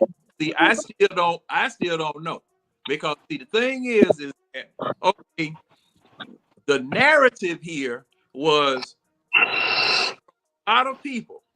I don't know whether the Falcons felt like that or whatever, or whether it's right or wrong, but people are saying, why didn't Raheem Morris, why didn't Terry Fontenot? Okay, we come to find out that this man lied. He didn't want to be interviewed during Super Bowl week about this because Ledbetter wanted to talk with him about it, sit down and see what it was he had to say. This man continued to lie about what was going on. Okay. But John, let me just ask you this. Why, if I have an agent, why would I sit here and hurt my stock or hurt my value just talking to, let's say, Ledbetter? Why would I do that? I have an agent. His stock is already hurt in the first place due to the simple fact that he lied. He lied. He hurt the stock in the way it goes. Get out the bag. But what Tighter, he did was, tighter see, here's appointed. the thing, Slim. Hold on, Slim. Hold on. Tighter already had pointed out the lies from the last episode that he did before. of course he lied. So with that being said at hand, his stock is already hurt due to the simple fact it is. How can I trust you when you did the Falcons this way and you did the Vikings this way? How can I trust you to lead my organization when you doing shit like this? Excuse my French again. What's up, coach? And everything like that of that nature. So his stock is already hurt, bro. But of course he lied. But once again, here's the thing. What he did was where we have to give him credit for. He came out and said, well, I got messed up. Of course he lied. What you mean, of course he lied? He lied. Now, no one said he didn't lie, but you don't think he had backdoor conversations with his agent, and his agent said, listen, when you go out on there, this is what I want you to say. Because what that does is it builds a market for you. Because locker room is gonna be looking at your agent. This is on you now. You talking about you talking about the agent. Now, okay, then explain why now you see articles where you got teams saying they're interested in Kirk Cousins. Because what he did was he built it may have been a small thing, but he built a small little pool of teams that actually want to sign Kirk Cousins to a one-year deal. Because them teams in desperation, bro. They need a quarterback. They don't have no quarterback on the roster. They in desperation mode. Kirk Cousins is a desperation move at this point. He's a liability. So I'm gonna have to make a desperate measure to shore up my quarterback room. That's the only reason why. They know Kirk full of shit. Kirk is full of shit. And see, I'm gonna say something else too. To your point, Sam, why would a team negotiate with the Falcons when they know that the Falcons are going to have to pay this man this money and that they're going to have to cut him, and they can get that man for the league minimum? The Falcons are not negotiating with any team. The Falcons said Kirk Cousins can go out there and have his agent talk to teams to actually get a trade. I heard that. I understand. So that the Falcons are not doing anything right now. The Falcons are going to be forced to cut him if you don't get a trade partner. Why buy the cow when you can get the milk for free? No one is going to trade for Kirk. That's the reality. No one is going to trade for Kirk. A team is going to wait for them to cut Kirk Cousins. There you go. They're going to pay him the bare minimum, which is $1.8 million. Why buy the cow when you can get the milk for free? All right. Now, but Kirk Cousins can use this to his benefit. And how can he use that to his? Kirk Cousins can use that. To me, Kirk Cousins could use that to his benefit. And this is how he can go to teams, actually have conversations with actual teams about coming onto the team. He don't have to go back and say, hey, Falcons, I felt the team. No, but he can already start doing negotiations with other teams and then just wait for the Falcons to cut him. Okay, well, that's what I'm saying. Is going to trust him. Did you not hear what James just asked you? What team is going to trust him? Who the fuck is he going to? Yeah, we can say that. We can say what team is not going to trust him. But we Titan, on your page, didn't you post certain teams said they're interested in Kirk Cousins? Yeah, that's what they've been so talking it doesn't matter about Red trusting him. It doesn't matter about any of us on this panel trusting him. There's teams who will give him a shot. Okay, and that's nobody. They're desperate. Don't matter if it's desperation or not. You're going to get him on the team. It doesn't matter. This is the flip side of it. Like, if a team hypothetically does trade for Kirk Cousins, it's not the worst thing in the world for that team because they're only going to be responsible for his base salary. They don't have to pay any guaranteed money. And the reason I say they don't have to pay any guaranteed money, because let's just say somebody trades a 5th or 6th round pick for Kirk. And by week 10, they realize, okay, this is a bad idea.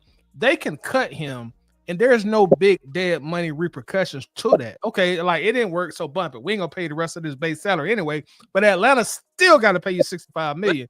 So it's not a bad situation for a team that gives us a 4th, 5th, or 6th rounder for him because there's no guaranteed money. Now, if Kirk bounces back and he balls out, that team that trades for him, they're gonna look like some geniuses. So I don't want to say it's a win-win for the next team, but it ain't no loss either. Yeah, which is why I think I mean you don't ever want to help another team win. So, the fact that he could have a bounce back season, I think means you sit his ass there until the contract is up. I mean, you already gotta pay him, so you gain nothing and you lose nothing by keeping him on the team. And You don't want that in your locker room. It would be just and fitting punishment for him to have to sit behind Michael Penix, okay, and suffer here while everybody else while everybody else is doggone falling out. Now, what could happen? And then you get his expert Tuliach to further assist him as well. He ain't gonna help Penix out. He ain't gonna help nobody if you trying to force him to stay on the team, and you don't want that bad negative stuff in your locker room. Would do him just like they did Cody Zeller for the I Hawks. agree with that, Slim. I do it just like Cody Zeller. You can come here, but you're gonna be sitting up in the stand. See, y'all are looking at it from a fan's perspective. You have to look at it from a business You can hear perspective. up close and personal just how bad they can stand you. John, you gonna put him in the press box, John? No, I'm gonna put section 114 right there where all of the season ticket holders that are mad at the fact of what you damn did. You're gonna sit with the rest of the doggone fans. All right. Now, see, my problem is this. But why would he go sit up there, Jim? Hold on. Going back to what you were saying, Slim. See, all of these scenarios were not planned out. This just happened to happen. And we are stuck here where we are right now. We got a quarterback that we don't want, we don't need, that has lied to the team, that has lied to everyone. And, and to what it was that I was saying about him interviewing with Ledbetter, look, he was the one that let the cat out the bag, just like it was when he first came here, opening his mouth, telling tales out of school about how people were talking to this person and that person. And then, we lost a 5th round draft pick because he can't keep his mouth shut. Okay? Once you let the cat out the bag and people want to know more, they gonna ask you. It's number one reporter in the in our area for the Falcons. He gonna ask you. All right. Now you looking even worse because of the fact that now you don't want to talk about it because you've been revealed to be a lie. You have told that you are a liar. You weren't found out that you were a liar. You told it yourself. So my acrimony and my anger and everything as far as what it was that you did, no, that was some dirty, low down, illegal, unnecessary crap that you did. You didn't have to do that. Can I just ask you one question, John? See, here's the thing. This is only thing I'm trying to, you don't think that was strategic what Kirk Cousins did? You don't think his agent told him to say that? He goes on Good Morning Football. Was it Good Morning Football and say, oh yeah, I got a little nicked up, when you don't think that was strategic? And not to mention, if we actually look at the people who's actually mad about it, it's only Falcon fans who's really mad about it. Kirk Cousins doesn't care about the Falcon fans because he's not going to play here. So why do he care that Falcon fans are upset that you lied to him? If I was another team, I could care less that Falcon fans are mad. I'm not losing out on anything if I sign a bridge quarterback like Kirk Cousins, because like Tidy said, if it doesn't work out, guess what? I'm not on the hook for it. That's just like with Russell Wilson. If it didn't work out with the Steelers, who's on the hook for who's on the hook for Russell Wilson? Denver is, not the Steelers. So We looking at it from a fan. We want everybody else in the NFL to feel the same anger that the Atlanta Falcon fans are feeling, but they don't care. That's just the reality. Slim, you done asked me 4 questions. Now, which one you want me to answer? No, I'm saying you don't think that was strategic for Kirk Cousins to get up there and say something like that?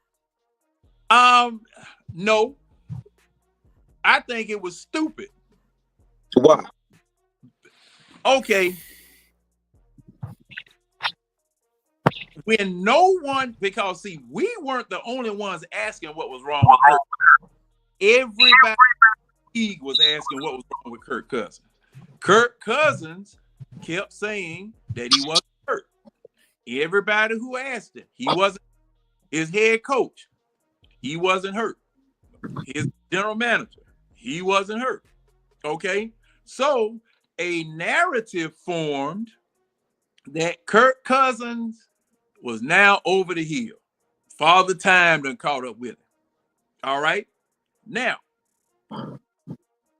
when you come out and you say that you were hurt, and you were hurt ever since week 4, how do we know this team or future team, whoever it is that's going to get it, how do we know that you're here? How do we know that you're telling the truth? How do we know that you are 100% healthy? Because if you lie to them, you'll lie to me. Yeah, if you think that's how it works, because guess what Kirk Cousins is going to do? He's going to get the team is going to call Kirk Cousins in, and guess what they're going to give him? A workout to see everything about him. They're not going to be like, oh my God, you lied to the Falcons. They don't care. Like, that's the thing. And people don't understand. They don't care. Workout, but get in the game doing the same exact thing he was doing during the game. So let me ask you this, John. Do you think Kirk Cousins is going to be on a starting quarterback next year? See, I don't know. Yes, he is. Well, wait a minute, Slim. Now you're gonna ask me and then answer the question. I don't agree with you. Now, what kind of that? I've been doing it all day, John. He's like, you want to have a conversation with himself. You know what? Any questions I need answered, just ask Slim. Slim gonna answer all for me. Because I think everybody on the panel knows Kirk Cousins is going to be a starter next year. Wait a minute. Tell us what we know. I mean, you may think so. I don't know. I didn't say no. I said I don't know. I don't know. You know, well, I apologize for you might be right. You might be right. But we know if Slim run the team, he'd be a quarterback. Oh no, I wouldn't sign him. But once again, I understand the business side of it. I don't. If I was another team, do you really think I care that Falcon fans are mad? No, I don't care. Well, see, y'all can go cry in the corner. Don't care. I'm not dealing with that part. I'm dealing with the honesty part of the situation. Because see, whether it is the agent telling him to say this or say that or whatever, when you get ready to pay somebody some money and you entrust your team to this person, because the quarterback is the most important person on the team. He's the team leader. He's the team captain. Okay. When you get ready to entrust somebody with that responsibility, you got to trust them. You got to trust them. Now, you can roll the dice and go ahead and sign this, man. And whatever happens, happens. And see, that's what's going to happen. Whatever happens, happens. Okay. But don't think for 1 minute that what happened here in Atlanta is going to just go by and people are not going to take notice of it and not going to be looking at you side-eyed to see whether you're telling them the truth or not, whether they can trust you or not. See, don't think that, because see, people talk all around the league. They talk. Coaches talk to coaches and players, vice versa. Okay. And so also, John, what make him think is wherever he go, it's gonna be the same situation. He's just gonna be another bridge quarterback to wait on to find another young guy. So if another young guy come along and Kirk don't want to come out the game, and it's a possible he might lie again and ruin that team's future. So teams got to think about this. So, like I say, I don't know what better situation Kirk think he's going to. That's why I'm saying, Slim. That's why you say the benefit of him lying. No, to me, it ain't no benefit of him lying because, dude, you coming off so untrustworthy, and at this later point of your career, when you 36 years old, coming off injuries, do you really want trust issues to be added to your resume?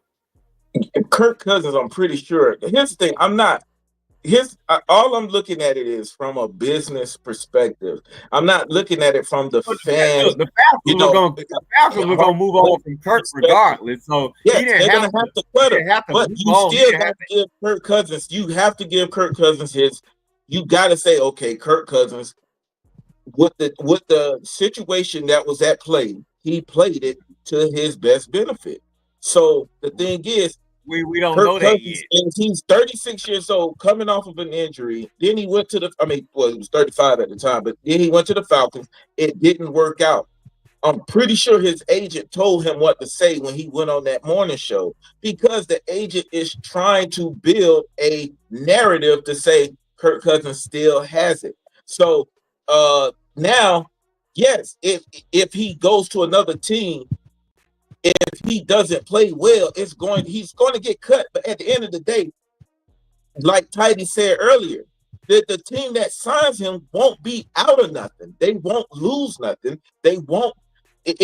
So once again, Kirk Cousins already knows he's a bridge quarterback now. He's not going to go to a team and they're going to give him a big check. The Falcons He's a bridge quarterback with trust issues now. So no matter what the agent told him to say, his reputation is taking a hit. He's the one coming off looking bad because he's come off as a liar, and he's came off as a liar since week 10. But what if he looks good? What if he looks good on another team? Honestly, I don't really. How does he look good with trust issues attached to him? I don't think they really care about all that though, Red. Like they're gonna look at the fact that he did what he did for his I'm his not saying own. they may not use that as a bridge not to sign him, but he's still gonna have trust issues.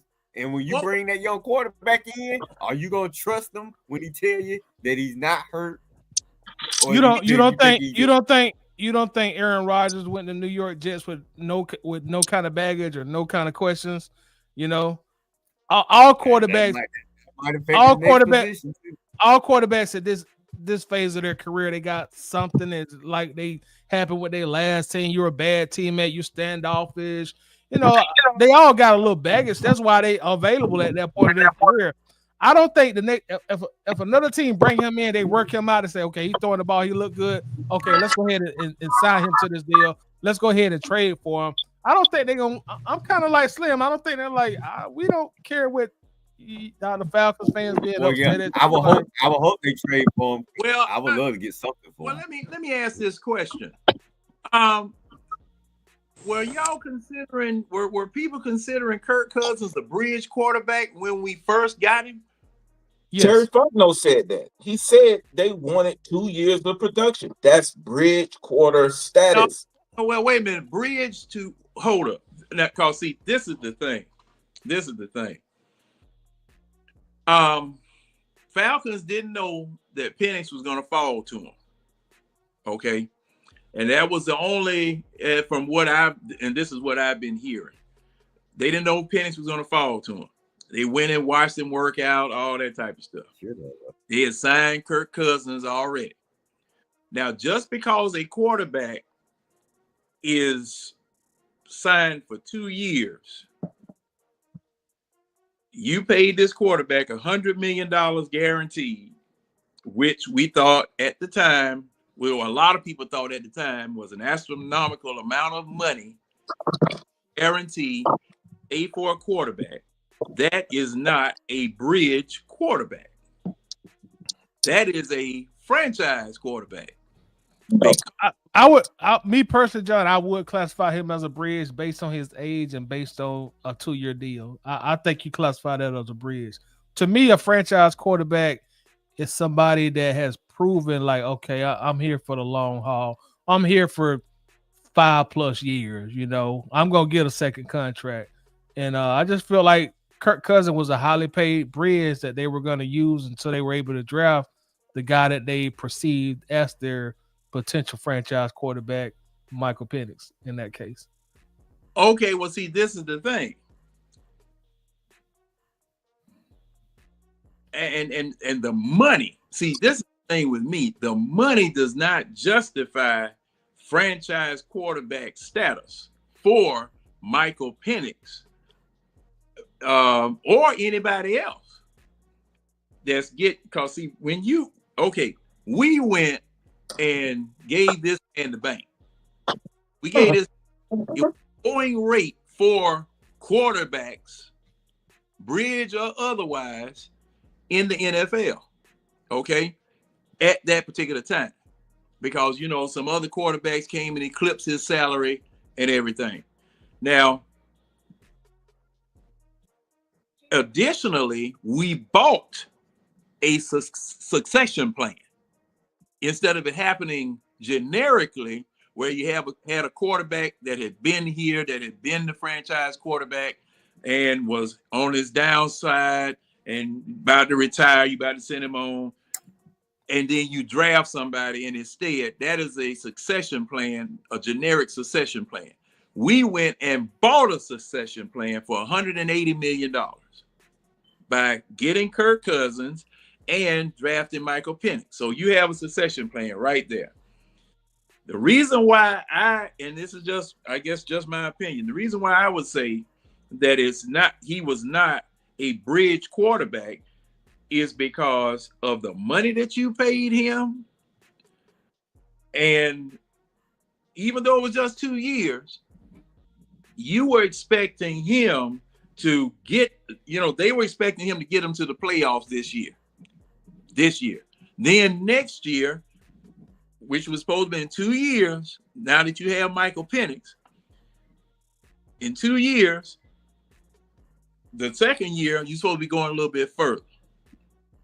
Then a decision would have to be made as to whether you were going to keep him for that third year, because do you really want to upset the apple cart if you've had success in year one, had greater success in year two?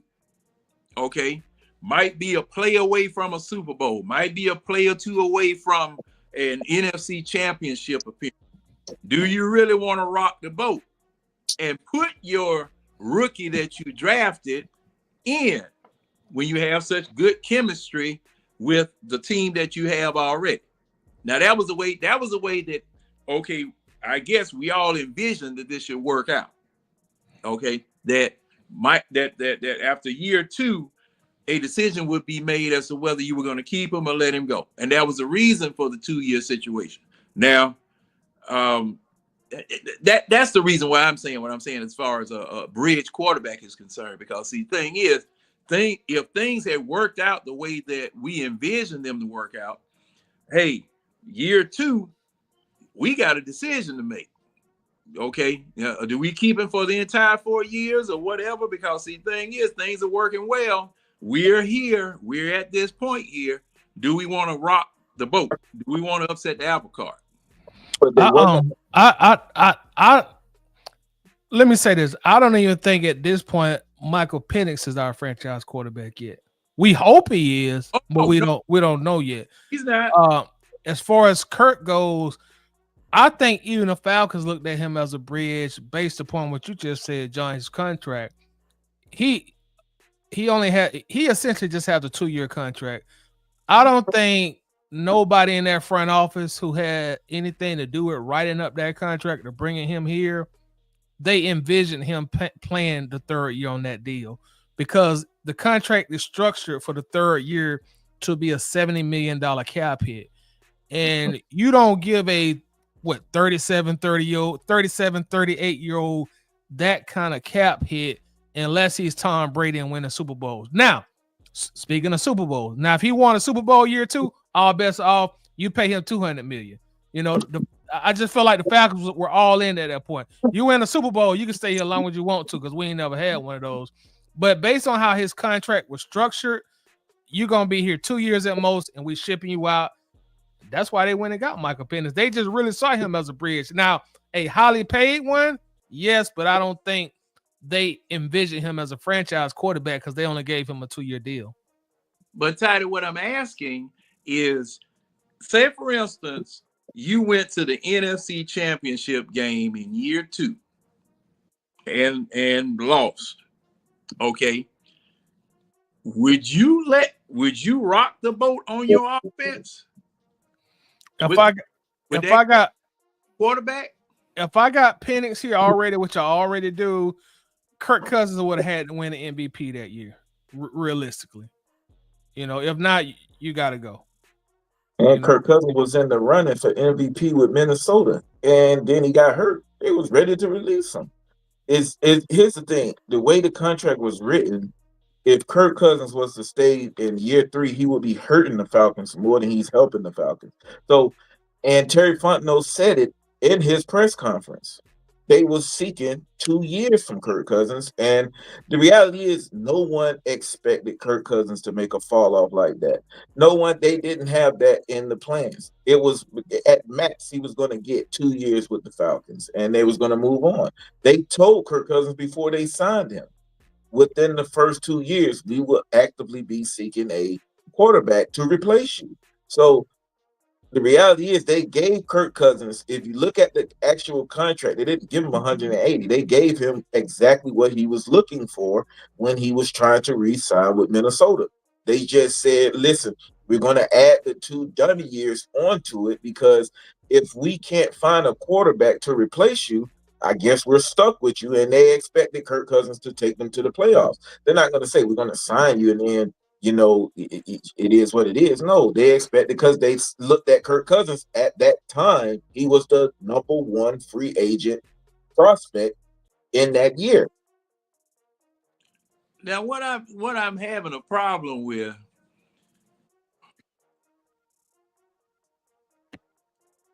say for instance, okay, all right, they wrote this initially as a 2-year contract, okay, with 2 dummy years. If you got close to a Super Bowl after year 2, you could renegotiate the contract in year 3, could you not? Yeah, you could restructure it. You could restructure and renegotiate it and reduce the cap hit. Correct. So see, that's what I'm saying. That's what I'm saying. See, if that could have been done, because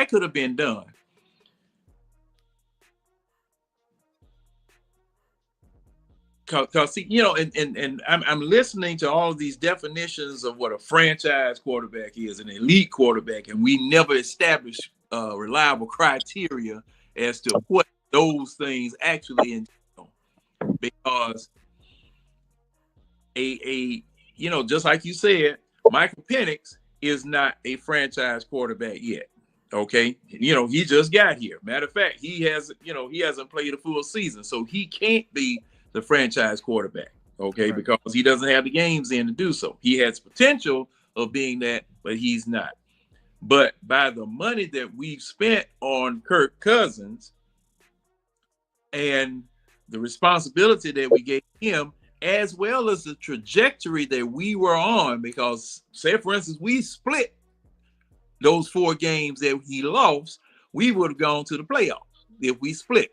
Matter of fact, if we had won, we would have gone to the playoffs. Okay.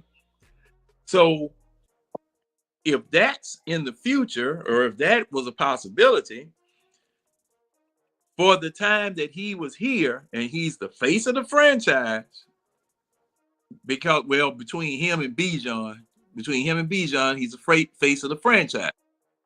That's what would make me say that he wasn't a bridge quarterback, because he is the quarterback of the team right now. Whoever that is.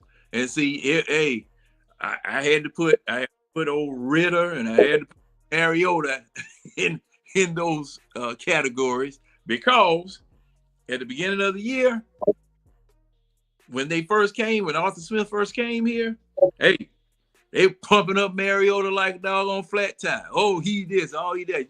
Taking the pictures with the football, standing over here, throwing, because he was the face of the Atlanta Falcons franchise. Matt Ryan was gone. So, I guess it's just me. So what's your definition of a bridge quarterback then? I don't think any quarterback is a bridge quarterback. I don't think just me. Because if you are the starting quarterback for the football team, you're the starting quarterback for the football team. Okay? You got the responsibility like you were assigned to a franchise quarterback, to an elite quarterback, to whatever. You're the starting quarterback of the football team. Bridges, my thing is you're trying to win with whoever it is that's up on the center. That's just the way I look at it. I think bridge is just like a fancy word for short term. I think that's pretty much what bridge means. Like that's just a fancy word for short term. For example, CJ Stroud, I think everybody is going to agree. Okay, he's going to be the franchise quarterback for the Texans. Even after only 1 year, I think we probably all will agree. Jaden Daniels, okay, yeah, he's going to be the franchise quarterback for the Commanders. But anytime, like when you bring like a guy that's in his mid-30s and he's on like a 2-year deal, okay, he's just a short term until we figure out what we're going to do until we find a guy we like in the draft, who we're going to draft and potentially make him our franchise or long-term quarterback. Like, to me, franchise means like more of a long-term thing, and bridge is more like, okay, you just a short-term guy. We might have overpaid for you, typical Atlanta Falcons fashion, but you kind of like, you just a short-term Band-Aid guy. So I that's kind of like how I define those two. Me too. And also, you can't build a team around a bridge quarterback because I won't say you can't. It's difficult to build a team around a bridge quarterback because you already know he's not going to be here for the long term. You're going to build your playbook and stuff for that quarterback. Who's going to be there for that long term. That franchise quarterback. Well, I don't know about building the playbook. Okay, because if you have a playbook, your playbook is supposed to be flexible. You're not supposed to be rigid in as far as what you do on the field. Okay, so that it only suits a certain person. Okay, your playbook is supposed to have more than 10 pages in it. Your playbook is supposed to be thick. All right, so that say for instance your quarterback doesn't have a strong arm. Some of these routes that you're running too long, shorten the routes. Okay, run the ball a little bit more. Those things should be in your playbook automatically. Okay, now when you get the quarterback that you want, then you teach them those things, those basic things, because the first year that you're there as a quarterback, you're in a learning mode. Okay, then you open a little bit more of the playbook up to them. Once you see that the team grasps and executes, you open a little bit more up.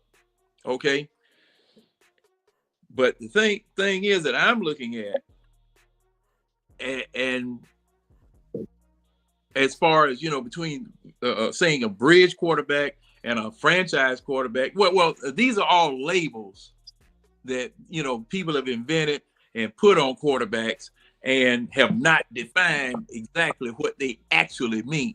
Okay, that this is one thing, because especially that elite label, that elite label, and I come on, man. Okay, what is that?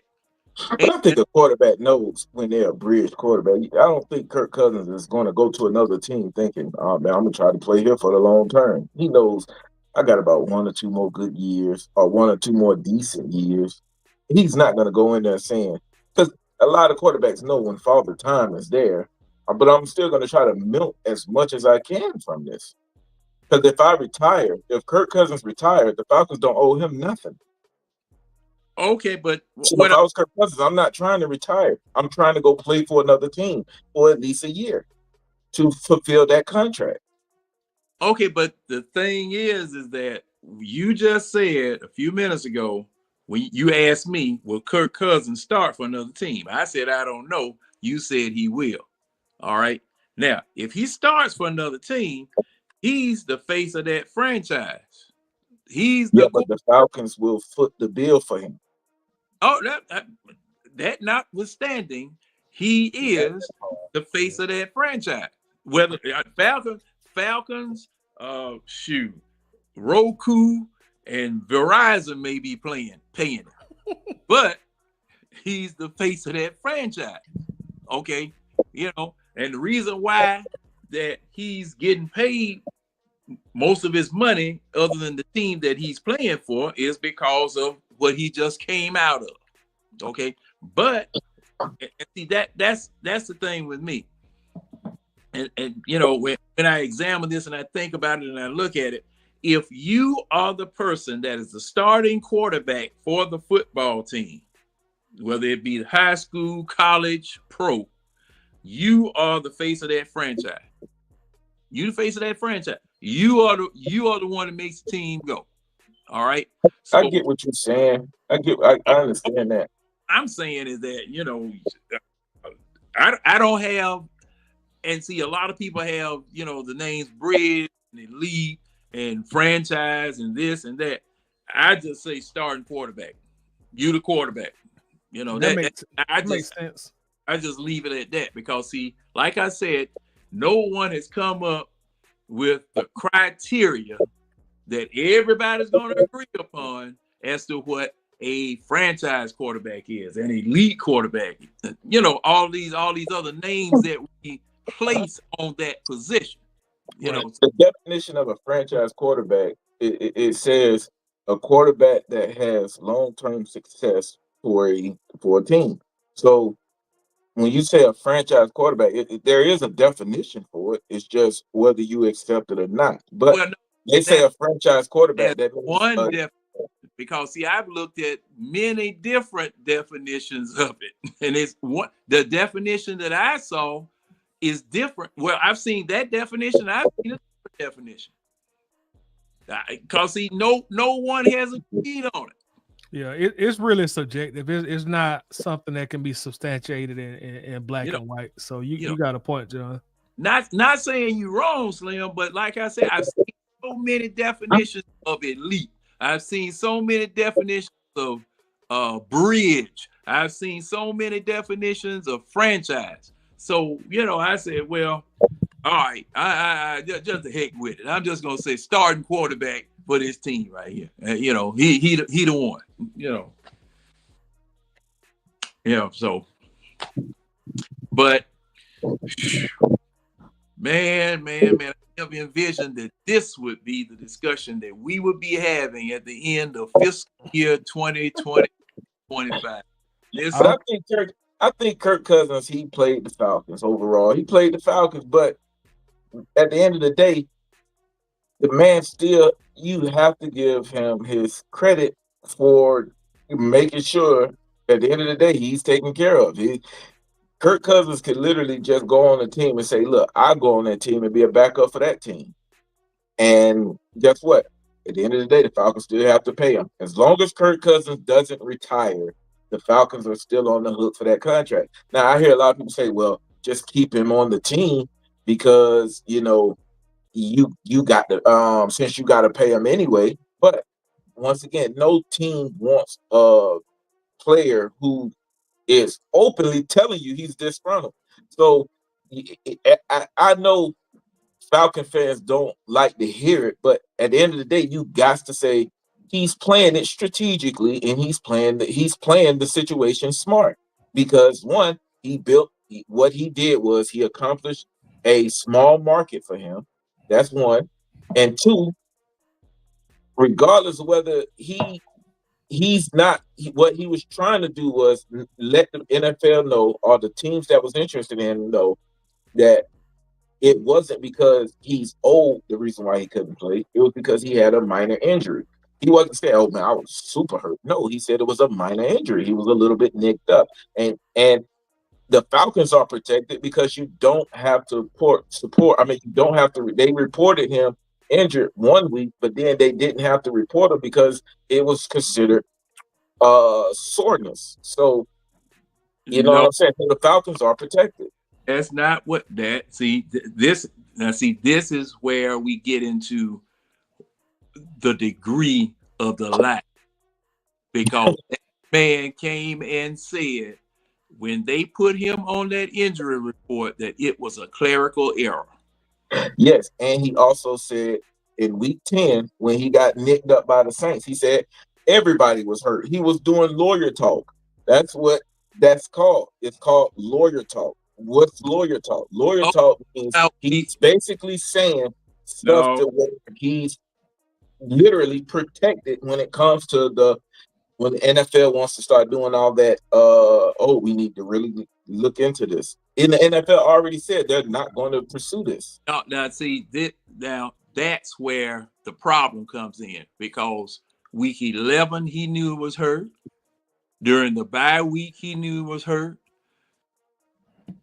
2 weeks after that he knew he was hurt.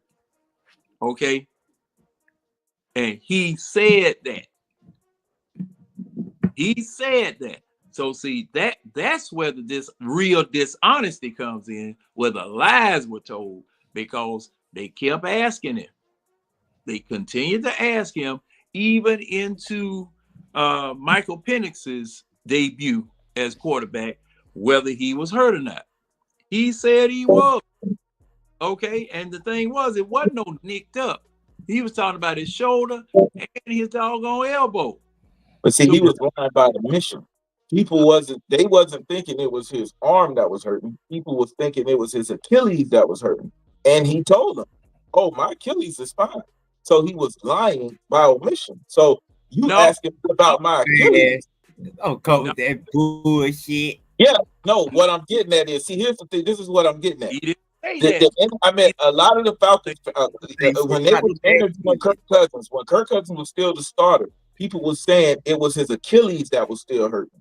And Kirk Cousins was telling them, "No, my Achilles." We were saying it was the arm. We were saying it was the shoulder. Go back and watch a lot of his those press conferences after the game. People was thinking it was his Achilles that was hurting, because they were saying it was his right foot, and they were saying it was his planting motion that was hurting. And he was telling them, "Look, I'm fine. My Achilles is fine." But he was lying. Slim. We all saw Slim. A lot of the fan base. I'm not disagreeing with none of y'all, but what I'm saying is, I'm saying people had already saw themselves where he had gotten hurt, and they knew where he was hurt at. So I don't even think it had to do with his Achilles. Yeah, but once again, they was asking him about his Achilles, and he was telling them, "Hey, my Achilles is fine." All right, y'all. This that fuck 'em up. All right, y'all. That means it's time for our final segment before we get out of here. I got a little trivia question here, Atlanta Falcons based trivia. I'm gonna give everybody one opportunity. I don't know how hard or how easy these questions gonna be, but here we go. We'll start at the top with Slim, since he's right at the top. Slim, Julio Jones led all players at the 2011 NFL Combine in what competition?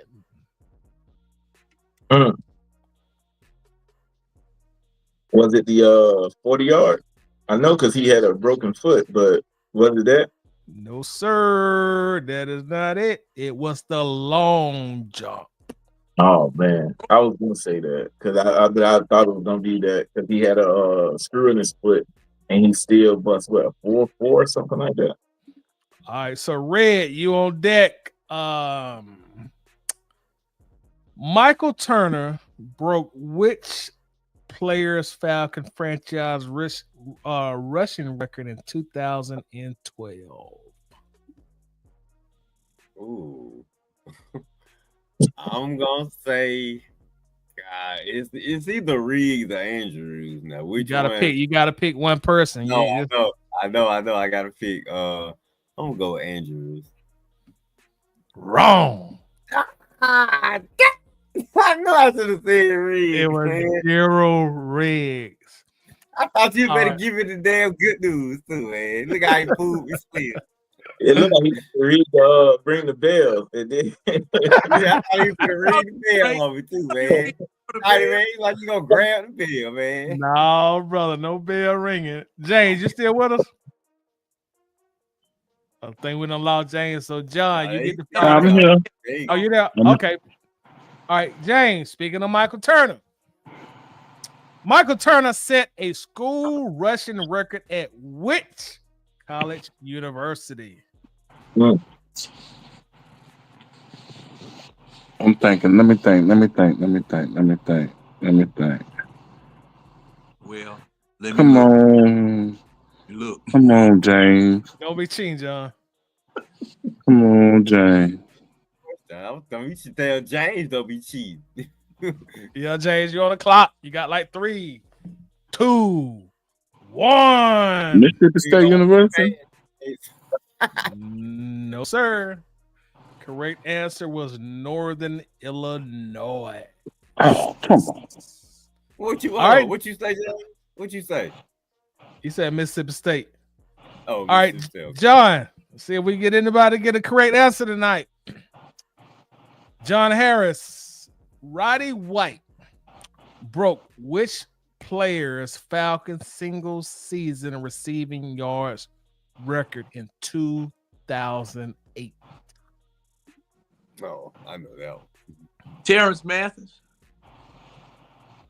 No. Alfred Jenkins. That means I stomped the entire floor. Man. I can't believe that, man. I can't believe that. And my question was the easier one, and I still missed it. Yes, the house won tonight, but I want to thank everybody for coming in, man. Before we get out of here, we're going to go around the panel, man. You can plug whatever you want to plug, your social media, anything you got going on. Slim, you got anything you want to let the people know about you or anything you're doing? Hey, man, appreciate you bringing us on for the Waffle House, man. Long time coming. Appreciate it. Yes, sir. Appreciate you coming in. Red, let everybody know where they can find you at, sir, and what time your show comes on. Hey, yes, right, man. Y'all find me on Facebook, Facebook Live 24/7. Red and Real Sports Show Saturday mornings at 11 a.m. Tidy, thank you for having me tonight. It was enjoy chopping it up with you guys. We needed this good debate because next big move now is gonna be hopefully Terry improving the team because we got the draft now. You know what I'm saying? So I think we need to get the stink of this season off our chest and hopefully for the prepare at least anticipate more positive things coming up. Yes, sir. Thank you for coming through, Red. James, anything you want to promote? Let the people know where they can find you at on social media anywhere. I just want to say thank y'all for just having me on the panel and everything. I think everybody know where I'm at this point right now. Yes, sir. Appreciate you coming through, James. Triple OG, John Harris in his house. Let the people know where they can find you at every Wednesdays, please, sir. Well, thank you for having me on, Tidy. I can be found on the eye test every Wednesday night at 10 p.m. As well as on YouTube, Facebook, on various platforms and various places. I introduced the From the Rostrum segment that I'm going to have to, I just got something else I'm mad at now that I'm going to have to get on the Hawks home court section about our Hawks since the All-Star game is over with. And thank you once again. You know, good to see you, Slim. I hadn't seen you in a minute. I was going to tell you. Same, huh? And, you know, like I said, you know, hey, we come here to discuss business. And, looking forward to the film session, Tidy, whenever you want to crank it up. We pick a game where we can doggone, get together and take a look at it. In fact, what I was saying on Monday, is Monday a good day for everybody on the panel? Y'all want to try to do it like every Monday? Does that work for everybody? James? That's fine. Yeah, I'm thinking Monday for me. I know Coach usually comes on and but we can try for Monday. We can try for Monday and we'll see how it works out. Okay. What about Slim Red? Y'all want to try to do Monday? Well, I guess that'll be late on the day. Y'all try to do something late on tonight? Well, I mean, Yeah. I'm usually at work when y'all doing the film class, so I don't want y'all just hold it back for one person. So if Yeah, everybody so- else make Monday, I just try to catch on Mondays. I'm off. Man, now this Monday I got something I got to do. Doggone it, I forgot about that. But hey, y'all go ahead. If I can get in, I'll get in. All right, well, we'll figure it out. We might just shoot for next Monday. That'll give me time enough to find a real good game. We can look at something in the past. Yeah, I know there's one game that's just off the schedule. We can't look at. So my heart won't allow it, unfortunately, John. Yeah. I'm not there yet. I'm still in the first stage. You might Still in the first stage of denial. I wish they skipped it on NFL Network when they're doing the Super Bowl recap. I wish they just skip past that one. Yeah, the ratings too high on it. They never gonna let that one go. No. All right, well, gentlemen, we'll figure it out, man. Like we always do. But I want to thank the entire panel for coming through. Coach came through. Appreciate it. Thank you, Slim. Thank you, Red. I'm out. Thank you, John. Thank you, James. Y'all brothers have a blessed week. We out of here. Later. That fuck 'em up.